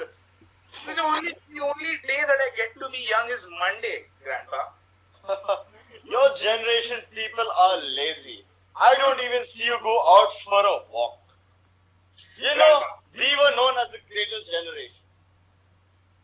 I know that. And we are just a spoiled generation, Grandpa. We only do things that are important on Mondays. We only do. The rest of the week we just laze around, do nothing, live off your money that you have left behind, Grandpa. I am so sick and tired. You know, the last time I picked up the newspaper, it was a quote. It says, millennials. Brown shoes are made of red custard. Brown shoes are made of red custard. It has so much depth in it.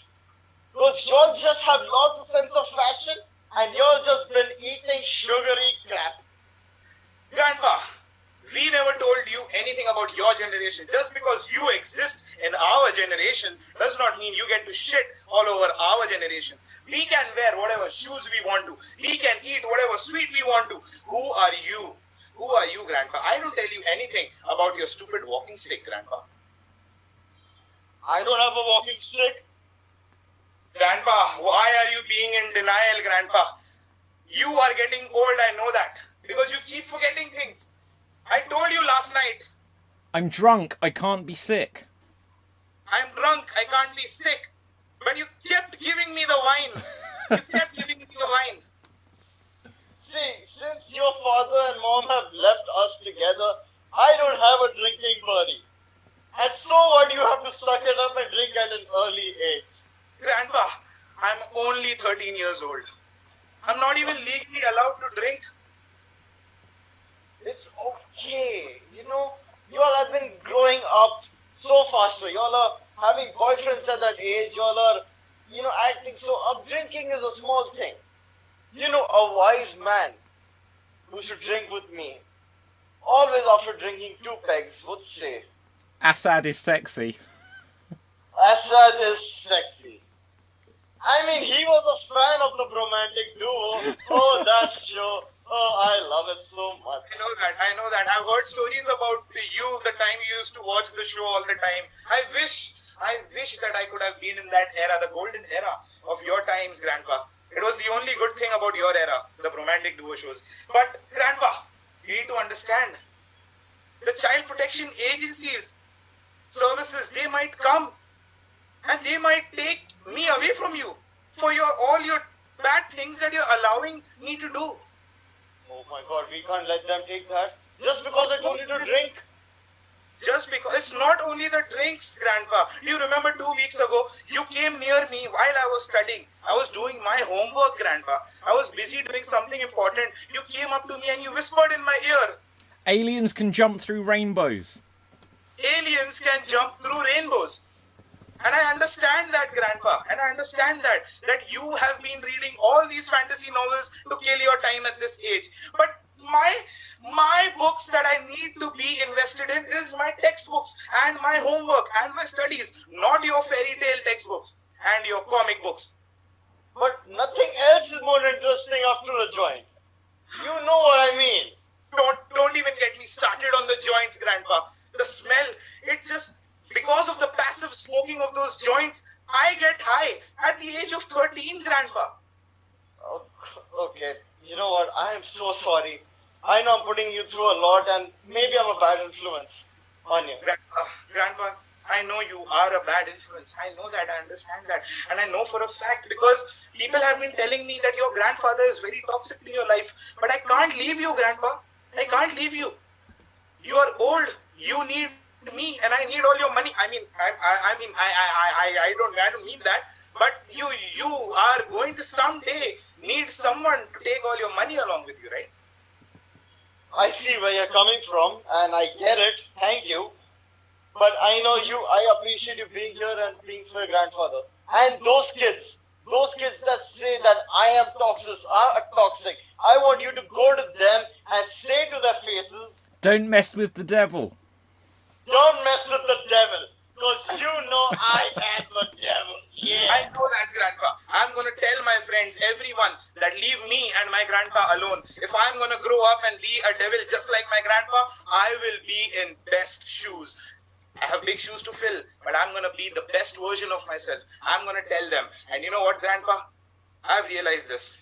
I love you, Grandpa.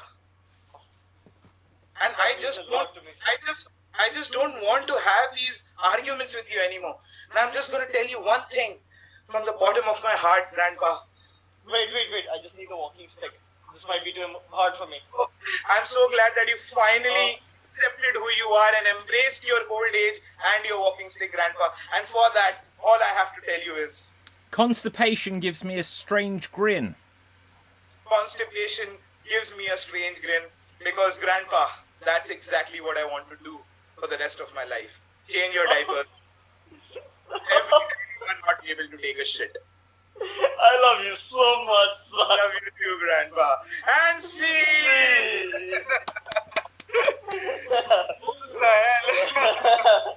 Oh, this was fun. This was so much fun. I mean, we still have time. We have a lot of time. So let's incorporate one of the best games that we have ever created. Which one? Oh, yeah, I know which one. We keep creating so many games. But, yeah. So many. So basically, question this fucked with your mind, right? Yeah. And the whole the action replay thing that we did fucked with our minds. Oh yeah. Oh my god. Really fucking horrible. So why don't you tell me what the next segment is? The next segment is called The Great Mindfuck. The Great Mindfuck? Yes, The Great Mindfuck. What's gonna happen in that? Well, before I say what happens, he would like a suggestion for what fucks with your mind. Oh, what is something that fucks with your mind, ladies and gentlemen? In this game, we are going to take your suggestion and we're going to have mini scenes. Around a minute, maybe even lesser. Go in, sleep, switch, next scene, till let's see when. So just mini scenes based on that suggestion. All of that is going to go down based on one single suggestion. We are going to explore so many territories based on that one suggestion. Mini scenes, anything can happen, any dimension, any year, any past, present, future, we can go just anywhere. In a hypothetical land, let's see where all can we go. For this, we need a suggestion for something that really fucks with your mind, ladies and gentlemen. And let's see what it is.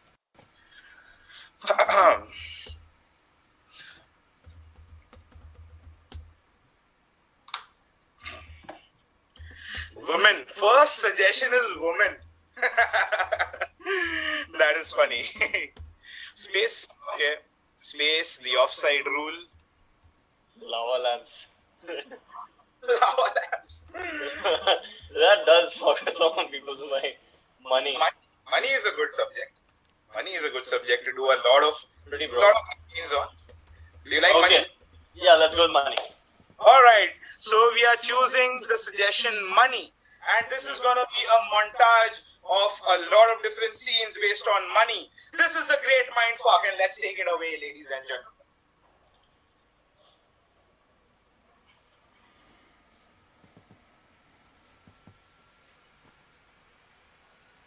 Hi, Grandpa. Hi. Hi. Hi, Grandpa. I see you smoking your weed again. I just wanted to know that when exactly are you dying, Grandpa? I'm not dying. I'm immortal. I'm the devil. Oh no, Grandpa! Grandpa, I need you to die. I need all your money, Grandpa. I'm not going nowhere. You I hate this generation. These old, cold people. I got that money. Yeah. Oh yeah. Yeah, I got that dough. Oh Benjamin. Oh Lincoln. Oh this is. Oh yeah. It's paid. Hey. We're not madam. I am from the NYPD. Hey. Yeah. This is Officer Ronald. Hey, officer, hey. Did I see something in your hand? No, you didn't see anything. I'm just here taking a walk. I need to see that right now. See what? The thing that you're hiding behind your back. I saw something. I saw some green. I got green? Green? See me, I'm like, poor guy, I'm just a little broke, I got no green. Show me the money because I clearly saw that it's some money and you know that you're not allowed to carry so much money around here. I was just walking with $1. I mean, is it a crime to walk with $1? It was just $1. Show that dollar to me. Show that to me. Yeah, that dollar's for you. That dollar's for you. Yeah. And what else is behind your back? That dollar's yours. You need to keep it, man. No. I know you have something. Look there. Hey! Sweep.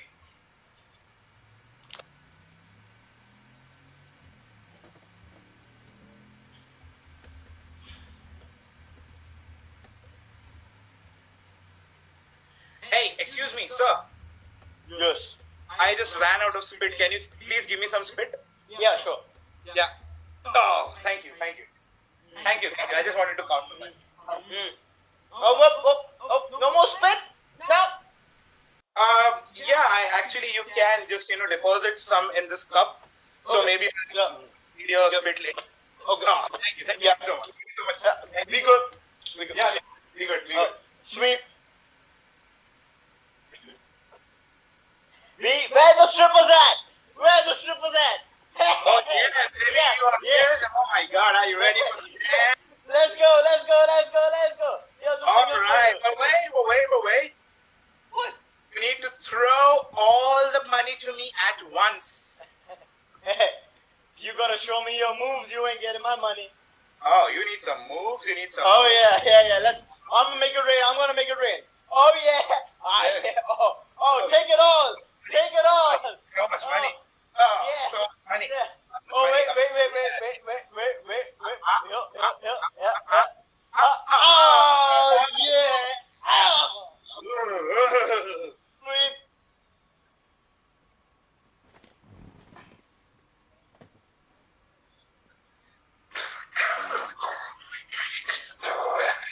Ding.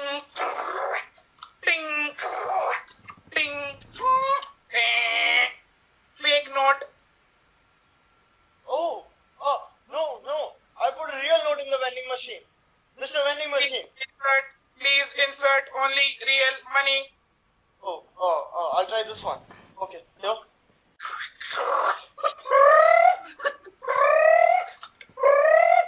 $5,000 accepted. Sweep.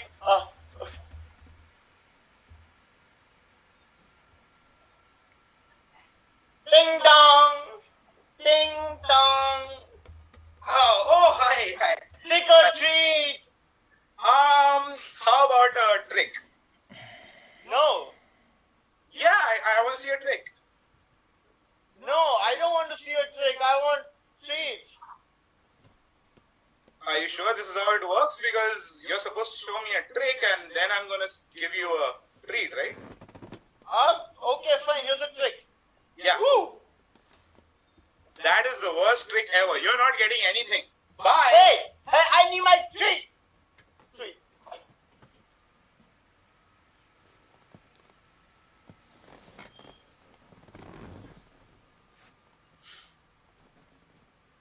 Hey, Hey. I'm just a dollar bill in this big bundle of money. The dollar bill is talking to me? Yeah. Hey, listen. Hey, hi. Hey, listen.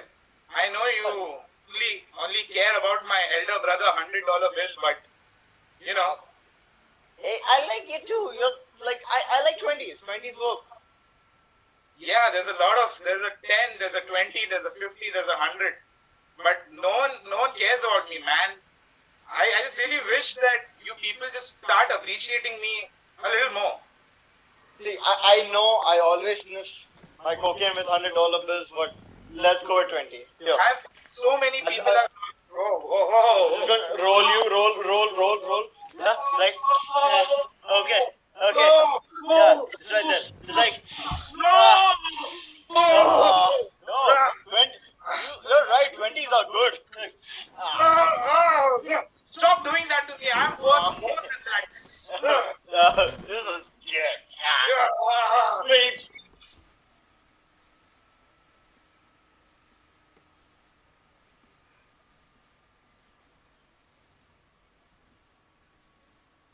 Here comes the money. Here comes the money. Money. Oh, yeah. I am the biggest Shane McMahon fan ever. Oh, yeah. And I'm his new rapper. Come in. Yeah. Yo, man, I got some money. This is me and that is honey. Over here, we're gonna spend some time. Oh, listen to me. I'm gonna make some rhymes. We are all kinds of loaded. Yeah, my friend is loaded. We just got all kinds of dough. I hope you guys love the show. Love the show. And see. That was the great mindfuck, ladies and gentlemen. And it's finally time. Oh my god. It's time! It's time. I hope you like that, guys, ladies and gentlemen. I hope you guys all the various possibilities that we came up with for money. That was a great mindfuck, and let's move on to our main event of this show. And this event is called Into the Dream. Into the Dream. What's gonna happen into the dream, bro? Well, before we start, we need suggestions. Oh yeah, we do need suggestions. So as you can see right now in your streams, ladies and gentlemen, there will be a suggestion box for a personal problem for Ramin.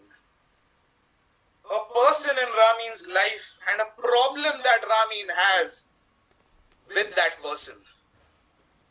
And a phobia for Ramin. Ooh, phobia. Please. That is scary. Ladies and gentlemen, we are going to showcase one of our most beautiful creations to you guys. And we are going to enter the dream of Ramin Charania. Oh my god. Oh my god. So have you gotten a suggestion? We are getting suggestions for... We need 3 different suggestions, ladies and gentlemen. A personal problem for Ramin. There is a very personal problem. It doesn't have to be a real problem. It needs to be a very silly problem that Ramin is going through in his life.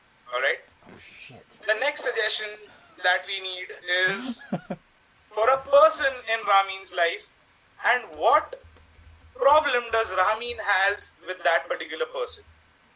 That's the second suggestion. And the third suggestion, a phobia. Yes. Just scared of something.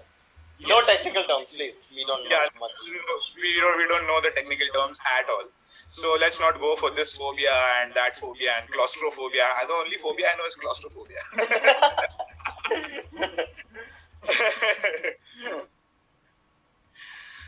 Oh my god. Okay, so let's see. We have no friends, no boner, warts on his ass, scared of hitting 50, his lover, his wife. Okay, so let's divide the whole suggestion things into three different categories, and let's see what do we have for the suggestions. So the first is his personal problem. Yeah. What do you think? His personal problem. A personal problem is dream roller coaster taker, him in hell in a cell. Okay. He sees a ghost and a clown. Okay, this is nice. A clown is a personal problem. I need a personal problem. Could be a phobia. Like clown could be the phobia. You can do that. Yeah, clown could be the phobia. Personal. Asad is jealous of his good looks. I'm jealous of your good looks, apparently. Oh. I mean, we have not entered Ramin's dream yet. Okay, so more suggestions, ladies and gentlemen. First, we need a personal problem that Ramin has, and then we need a person in Ramin's life, and what problem does he have with that person? So, for example, maybe Ramin's dad, and the problem that he has with Ramin's dad is that his dad does not give him a lot of money. So that's a simple problem, but we need to make it absurd. Say, for example, his security guard, Ramin's security guard, and the problem with Ramin has with the security guard is that his security guard always sleeps. So these suggestions are pretty workable. We can take a personal problem as scared of hitting 50 versus the problem he has with someone is either his wife or his lover, and the phobia can be toenails or clowns. Let's see, of course. Toenails, clowns, and what did you say? Personal problem for Ramin? Scared of hitting 50. Scared of hitting 50. Okay. And his lover? Oh no. And the person in Ramin's life is who? Either his wife or his lover. Okay. And she is crazy. Okay, his lover. Let's go with his lover and the problem that he has with his lover. And the problem that he has with his lover is that let's see. Scared of her toenails. Perfect. Let's mix all this together. Okay, so the first thing we had, the personal problem in Ramin's life is that he is scared of hitting 50 years old. That's the biggest personal problem for Ramin. Okay. The second is the person in Ramin's life is his lover, and she has some disgusting toenails. Okay, and that's the biggest problem. And phobia, we need a phobia. Clowns. Clowns, you wanna go with clowns? Yeah, let's go with clowns. Just because we did something related to clowns. Yeah. Clowns and all of that. Clowns it is. Alright, let's take it away. Ramin, why don't you turn your camera off? And I'll just one little thing. Alright, ladies and gentlemen. We are about to explore Ramin's dream. We are entering the dream of Ramin Charania. And the first suggestion, the first thing that we have to deal with, Ramin has to deal with in his dream, is that he is scared of hitting the age of 50. The second problem is that his lover and something to do with huge toenails. And the third and the biggest phobia that Ramin has is of clowns. All right. So, ladies and gentlemen, this is Into the Dream of Ramin Charania. And let's take it away.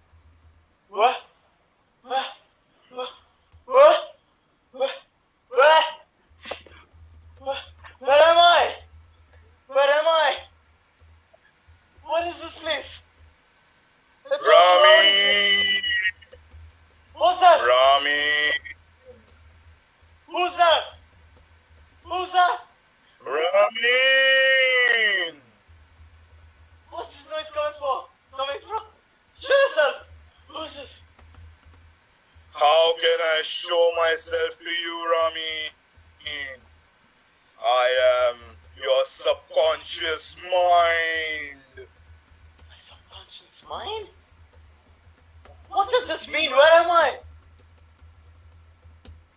in your dream, Ramin? I'm stuck in my dream?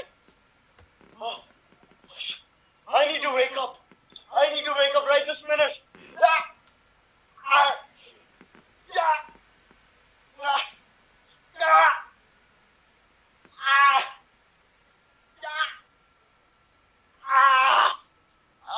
Why isn't this working? Why am I not waking up?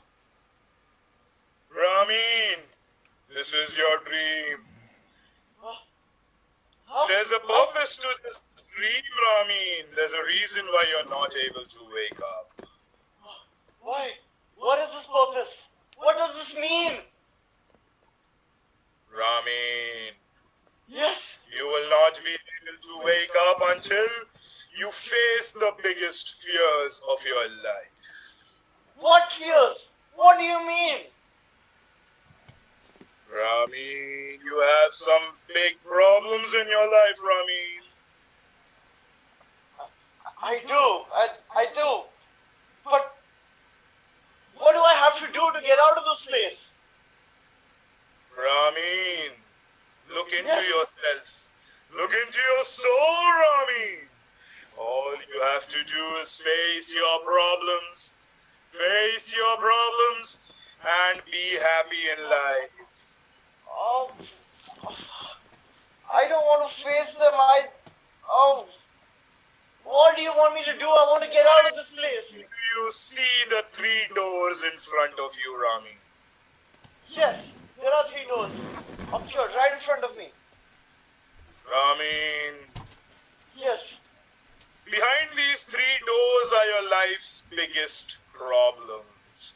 And you have to face each and every single problem of your life. And only then will you wake up from this dream. So I have to just go through them and I'll get out of this place. Yes, Ramin. But what's behind these doors? You have to see them for yourself, Ramin. Okay, I need to get out of this place. I'm just going to run.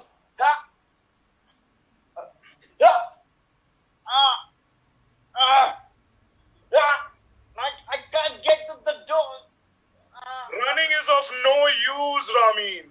You are in your dream, Ramin. Running is absolutely useless. Okay. How do I get there? Just walk to the door, Ramin. Okay.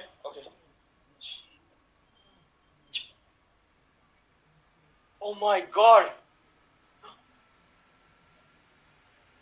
God. Who are you? I am you. Just You're 50 me? years. Just 50 years old. Oh my God. No, that can't be me. I don't look like that. I don't turn 50. I don't turn 50 ever. I don't go Ramin, just listen. feel. Ramin, you are going to turn 50 at some point in your life, Ramin. And you are going to look just like this, Ramin. Oh God. I can't accept that. That's hideous. I know, Ramin. You are going to grow up to look absolutely hideous and ugly. All the women that you have been sleeping with are no longer going to be attracted to you. Oh God. Oh my God. Does that mean Asad won't be jealous of my good looks anymore? That's true, Ramin. That's true. Oh. You have to accept that you are going to turn 50 sometime during your life. That's hard. That's hard. I never seen myself grow older. But how do I be comfortable with this? How? Look at yourself, Ramin. It's like looking into the future. You still have that amazing jawline. You still have that physique. It's just that your face is hideous and you are not man enough anymore. Oh. But there are pills for that. They should have. Ramin, why don't you just accept this is your future and just be happy and be at peace with it, Ramin? Okay. At least tell me I'll be having a hot wife. Yes. Oh. You're gonna have a really hot wife. Oh God. And she's gonna look just as hideous as you would at 50. Okay. But still hot though. Yes. Okay. I think I can be comfortable with that. I think I'll be okay. I'm so happy, Ramin. Can't wait for you to look just like this. Thank you so much, Ramin. That was very enlightening. I think I'm okay to be 50 now. That's door number 2. Do I just go in? Ramin! Yes. Subconscious mind. I did it. How was your experience behind door number 1? It was good. I was so scared turning 50, but I think right now I can't wait to be 50. What did you learn, Ramin? I learned that I can be comfortable being 50 because I'm going to have the physique, the jawline, a hot wife, and pills to keep up my manhood. That sounds perfect, Ramin. It's time for you to enter door number 2. Okay. I don't know what's in this. Oh my God! No! What are you doing here? Oh my God, no! I need to get out of here! Baby girl, Okay. I'm your baby girl. No, I'm just opening this door again. No. Oh, what? There is no escaping love. No. Why are you here? Why? I'm here because I am a deep part of your consciousness, baby girl. I'm trying so hard to forget you. I thought I did. You are never going to forget me. Oh my God. Do you have any idea what you did to me? I'm traumatized. It's okay. You need to get over all of these problems. I know we had a very, very, very unhealthy relationship. But you need to forget me. And you're never truly gonna forget me, but you need to forget me. And only then you will move on. And the only way that you will forget me is when you accept that I was a part of your life. And everything that came along with me was a part of your reality. Oh, no, don't mention that. You know, I always wondered why you wouldn't take your heels off. And that one day I made you take it off. Oh my God. Oh, it's coming all back to me. Oh, those toenails. Oh, no. Look at this, Ramin. Look at me and my... Oh, no. Subconscious mind, get me out of here. Subconscious mind. Ramin, listen to me, darling. Yes. What? I know you love toes. You are into toes and you like licking toes. I know I was not able to satisfy your fetishes. But you need to remember that I loved you and you loved me, regardless of my dirty toenails. I did really like you. You did really like me. But those toenails were the most disgusting thing I've ever seen. How can I ever accept that? I've lost the fetish for toenails altogether. I know that. And the only way for you to embrace this is when you appreciate me, my existence in your life, your past, and my toenails. So I'm just supposed to say I accept it all? No, you're gonna have to kiss my toenails, and you're gonna have to do everything that you used to do to me, but never did willingly. You always hated it, but now you're gonna like it. Oh, God. Okay, I guess this is the only way. I need to wake up from this dream. Let's just get over this. I think I'll just this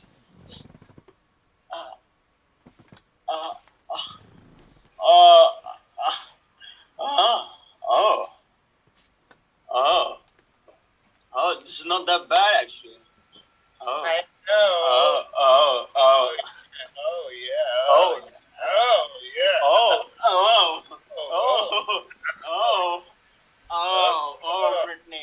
Brittany.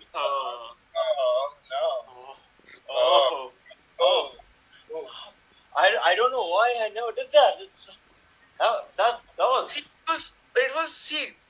Beauty lies in the eyes of the beholder. Just because my toes look disgusting doesn't mean that my toes taste disgusting, Ramin. Well, that is true. I see that now.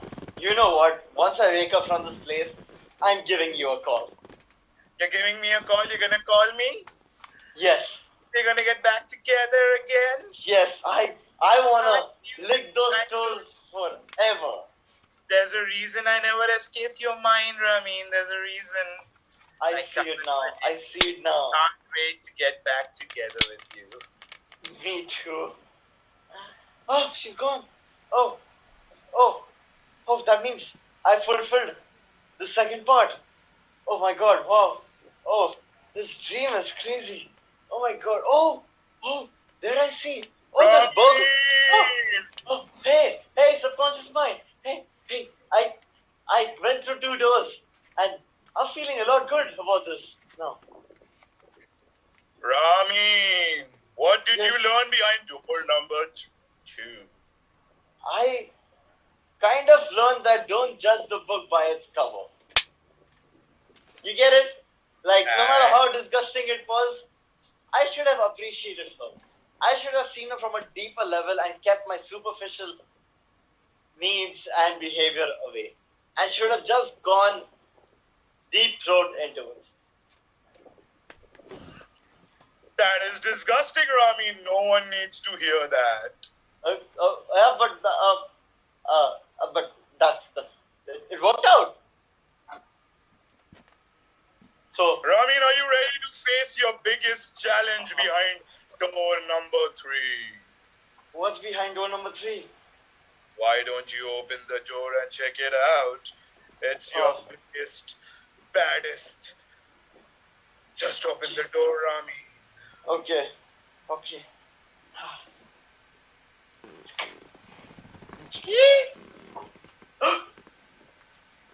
What? Oh! No!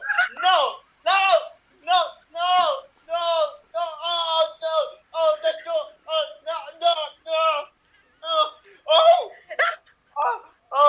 No! Get away! No.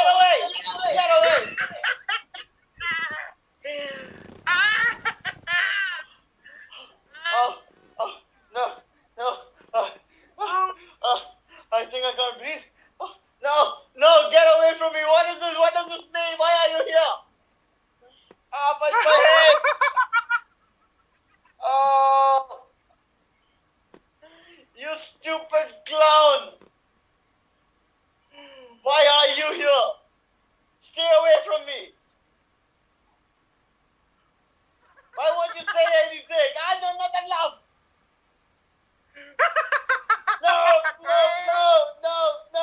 No. You've always been scared of us. But you need to stop being scared because we are just funny people. No, this is not funny. In no way. You know how scared I am of this. Why would you even come here? I'm not ready to so much. I'm here to save you. No, wait, listen. Stop laughing, you ugly clown. What do you want from me? What do you want? I need to make sure that you are okay around clowns. You mean I need to get over this fear? Yes, you see, we are not that scary. We are just good-meaning people. We have a heart, we have a soul. Just because we are a little bit scary and freaky does not mean that we are scary for real. We just want to make people laugh. But do you remember what you did that caused this fear at the beginning? You remember what you did at Joshua's party? I can never forget that. You need to accept this, that clowns are a part of your existence, just like everything else. And we are going to be here for you. And we are going to be there for you. We are gonna make you laugh, and we are not gonna scare you away. Not that song again, not that song again, not that song again. You were just a child when you started getting scared of crowns, but you're a little bit grown up, and now you need to forget.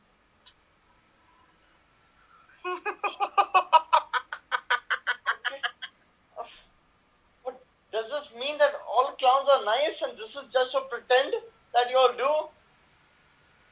I'm nice. The clown that caused all this damage to you. I am nice.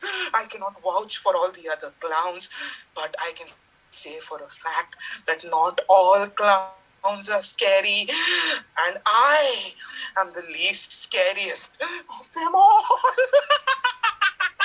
You were nice. You were nice. You smashed a pie in my face. Why would you do that? Funny. That was funny. No, it wasn't. I was crying. I left the party. Ramin. Yes. Why don't you just come here and listen to me? You need to tell me what really bothers you about us. You know, really. Is it the way we look? Is it the way we smile? Is it the way we laugh? What is it exactly, Rami? You know, when I saw you, I was so happy there. I thought this clown is going to be the big part of that party. But then you smashed that pie in my face and everyone laughed at me. I wanted to be the person that laughs at other people. Since then, I couldn't come anywhere near it. That's where you were wrong. You thought that I would be the biggest part of the party, but I was destined to be the biggest part of your life, Ramin. Are you saying that I was supposed to take this as a learning experience and not a fear? Yes, you're supposed to do that. And you know, I am singing clown. I'm here to wipe your frown. So please don't go down. I'm the funniest clown in town. And the only way to get over your fear of clowns is to dance and sing just like a clown. Oh God, but I don't know, but maybe I can give it a try. I just got to be you. Just be me. Dance, sing. Okay.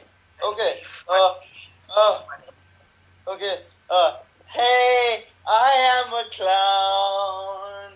I don't frown, 'cause I am a clown. And we throw pies on little guys. I'm just a clown. I do not frown. How am I doing, Mr. Clown? You're doing great, and don't forget the rhyme. You're the funniest clown in town. I'm the funniest clown in town. Ramin, you're so funny. Maybe I should laugh like you do. You're not doing just the laughter. You need to come close. Okay. To come close. Come Yeah. close.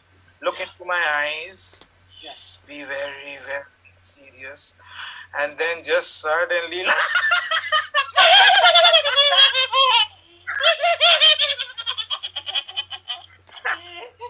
You know what, Mr. Clown?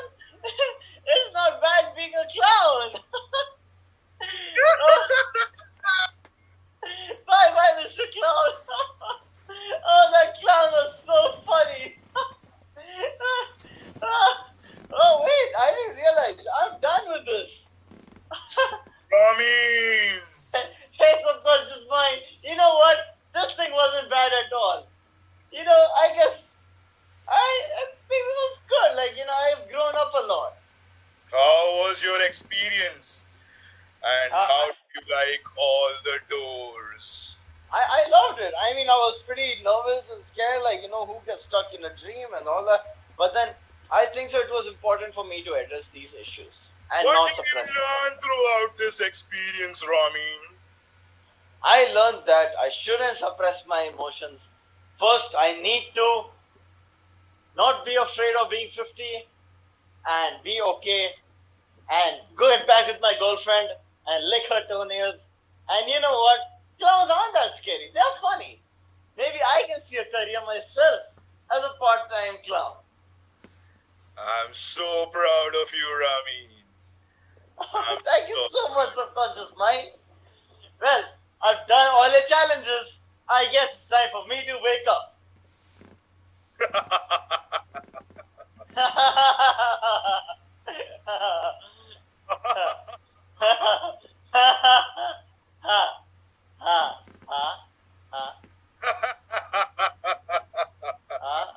Subconscious mind.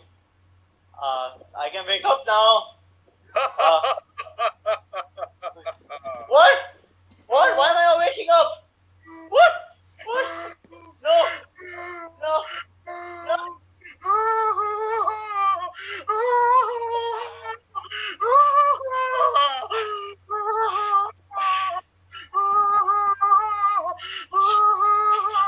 Wake me up. Wake me up.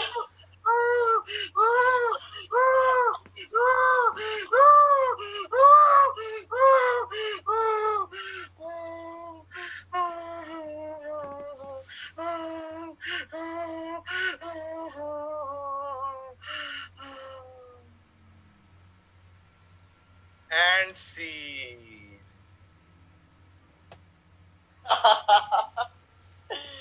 Oh wow, that was a good dream.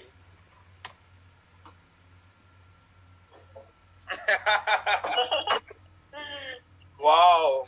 Can you believe we stepped into your dream, bro? Oh yeah. Pretty What a scary. messed up. Lot of things going in there. What a messed up that was. Oh my god. Oh damn. Now Yeah, people know what's going on in my head. Oh yeah, absolutely. So happy this happened and such a disturbing end to that beautiful dream, bro. Oh yeah. It was almost as if you were going to accomplish everything, but then nothing can happen.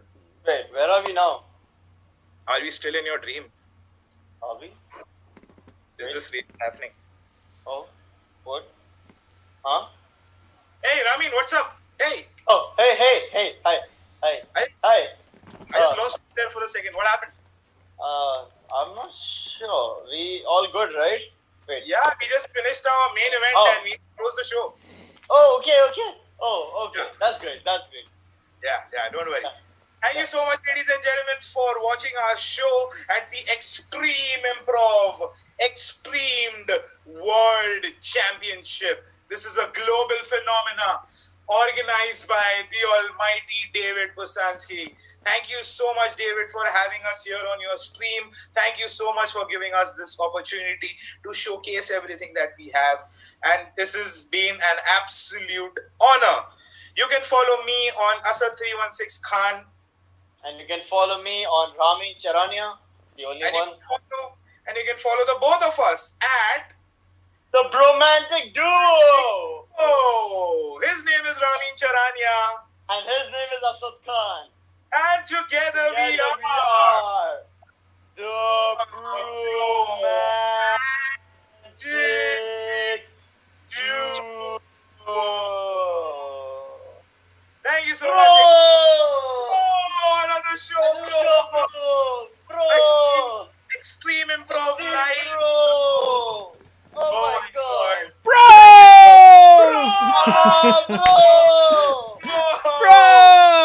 I had to get in on that. Guys, that was amazing. We're still live, but before you disappear off, I just wanted to thank you guys. There's been so many comments throughout the show. People have really enjoyed your show, guys. I'll bring some of them up and share them with you in a moment. But yeah, that was amazing. Loved the games. Let's just have a look. So Hugh, who has commented a lot recently, said extremely incredible. Liga Rules on Twitch says, bro! They seemed to, in the comments, there was a little chat, they seemed to get into your whole Joker stuff. There was a little bit of a Batman talk going on, saying about Batman and Ben Affleck. But okay, let's scroll back from that. Love the show. Someone says hi to you guys. Someone said, poor Ramin. I'm not sure when that was, what you were, probably in your dream, your nightmares at the time. That's, poor Ramin is a general thing that we have throughout the show. Ariane says, the duo, as always, is awesome. Someone, Biddy Wink Wink, said, so funny. Sienna, I think, okay, so you can take this both ways. I think you were in female makeup at the time. But Sienna says, I can't believe how good Assad looks. So, there you go. Sienna, ring him. Right, okay. I'll just turn into a woman now. Oh, man. Yeah, there's loads of comments that we're giving here. Loads of suggestions. Let's have a look. Yeah, these are all the suggestions now. But guys, everyone loved that show. Well done. Always a pleasure with both of you. So much fun. Thank you so much, David, for having us. This has been an honor. And it's incredible what you have done with this festival, man. It is absolutely insane. No, I appreciate it. Bringing the entire world together, it takes some serious balls. Thank you. Another one. Right. There we go. Yeah, that's the other one. And that one too. Yeah. Right, there we go. Yeah. Good. Oh, hang on, I've got at least, I think you gave me one of each of yours, so I've got like 4 down now. Sorry guys. Sorry. That's the amount of balls you need to organize such a magnanimous world festival. That was awesome, guys. Oh, hang on, let's just have another comment. Karishma then says, in love with this duo. So, guys, you already did your plugs and everything there, but I just want to say, because I've seen these guys' shows, you should check out from their Facebook page. It will have all of the information. They do a show every Saturday at 9 p.m. India time. In the UK, I think it's 4:30 p.m. It's an amazing show. They do all these short form games. They'll occasionally have guests on it. I was honoured to be a guest yesterday with Dave Green. Just last night, because yesterday was Saturday and David was our guest. He went extreme with Dave Green. And what a beautiful scene that was. One of the best scenes that I've ever seen. Oh, thank you. But also, one of the other things that's so cool that you guys always have, like a magician or illusionist or something like that. And I love the variety there. I'd have loved to have had a magician on this festival. Didn't think of it. You guys had all the best ideas. But you know what happens? Why we have magicians, David? Yeah, tell me. I don't know why, but it's a great idea. The simplest and the most basic reason is that improv is about creating magic on screen or on stage. So what better way to have an opening act than to have a magician who does some improvised magic tricks and mentalism and stuff like that. Yeah. Okay. Brilliant, guys. So Salima's comments are still coming through. Says incredible bromantic duo. Landrew, yeah, it is Landrew. Says that was a good show, homie. So. Oh. I know who he is, and thank you so much, Landrew, for watching the show. That really means a lot to me. Okay, brilliant, guys. So. We still have a bunch more things coming up. Hopefully, we'll see both of you guys on one of our regular shows at some point soon. Absolutely. We are always ready to go extreme. Always. Guys, please check out David's book. David's book is absolutely incredible. Please, the big book of Extreme Improv Games. Boom. And there it is. Yes, Extreme Improv, the big book of improv games. Some really incredible, intense, extreme games are on there. Amazing. Thank you, Asad. It's available on Amazon around the world, Kindle or paperback. But that's awesome, guys. So, with that, I will let you guys get off because we've still got other things to come up. So, audience, stick right there. I'm going to put you onto a holding screen, if I can find it this time. And I still can't find it. Right, there we go. Right, so bye, everyone. See you in a few minutes. Bye, everybody. Bye, guys. Thank you so much, David. Okay, guys, you're off the air. Oh. That was so much fun. Thank you so much. That got one of the best responses.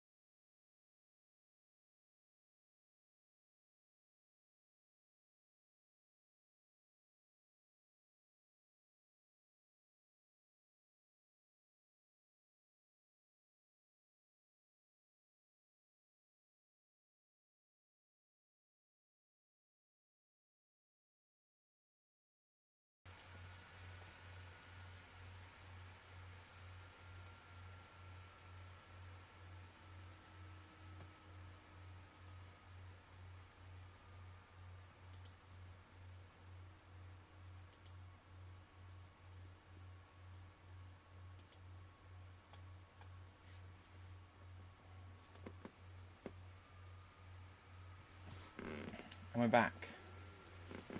No, it's not going away.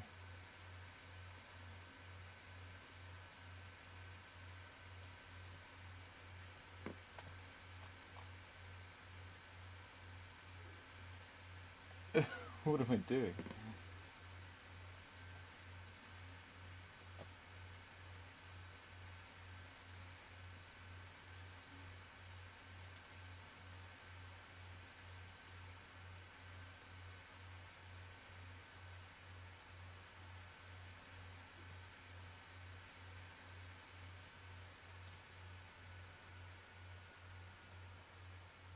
Okay, so audience, I don't know if you can hear me, but we're going to be back with some more stuff, but we're just going to restart the stream, and just because we've got a slight technical issue here, but we're going to restart the stream and we'll be right back with you.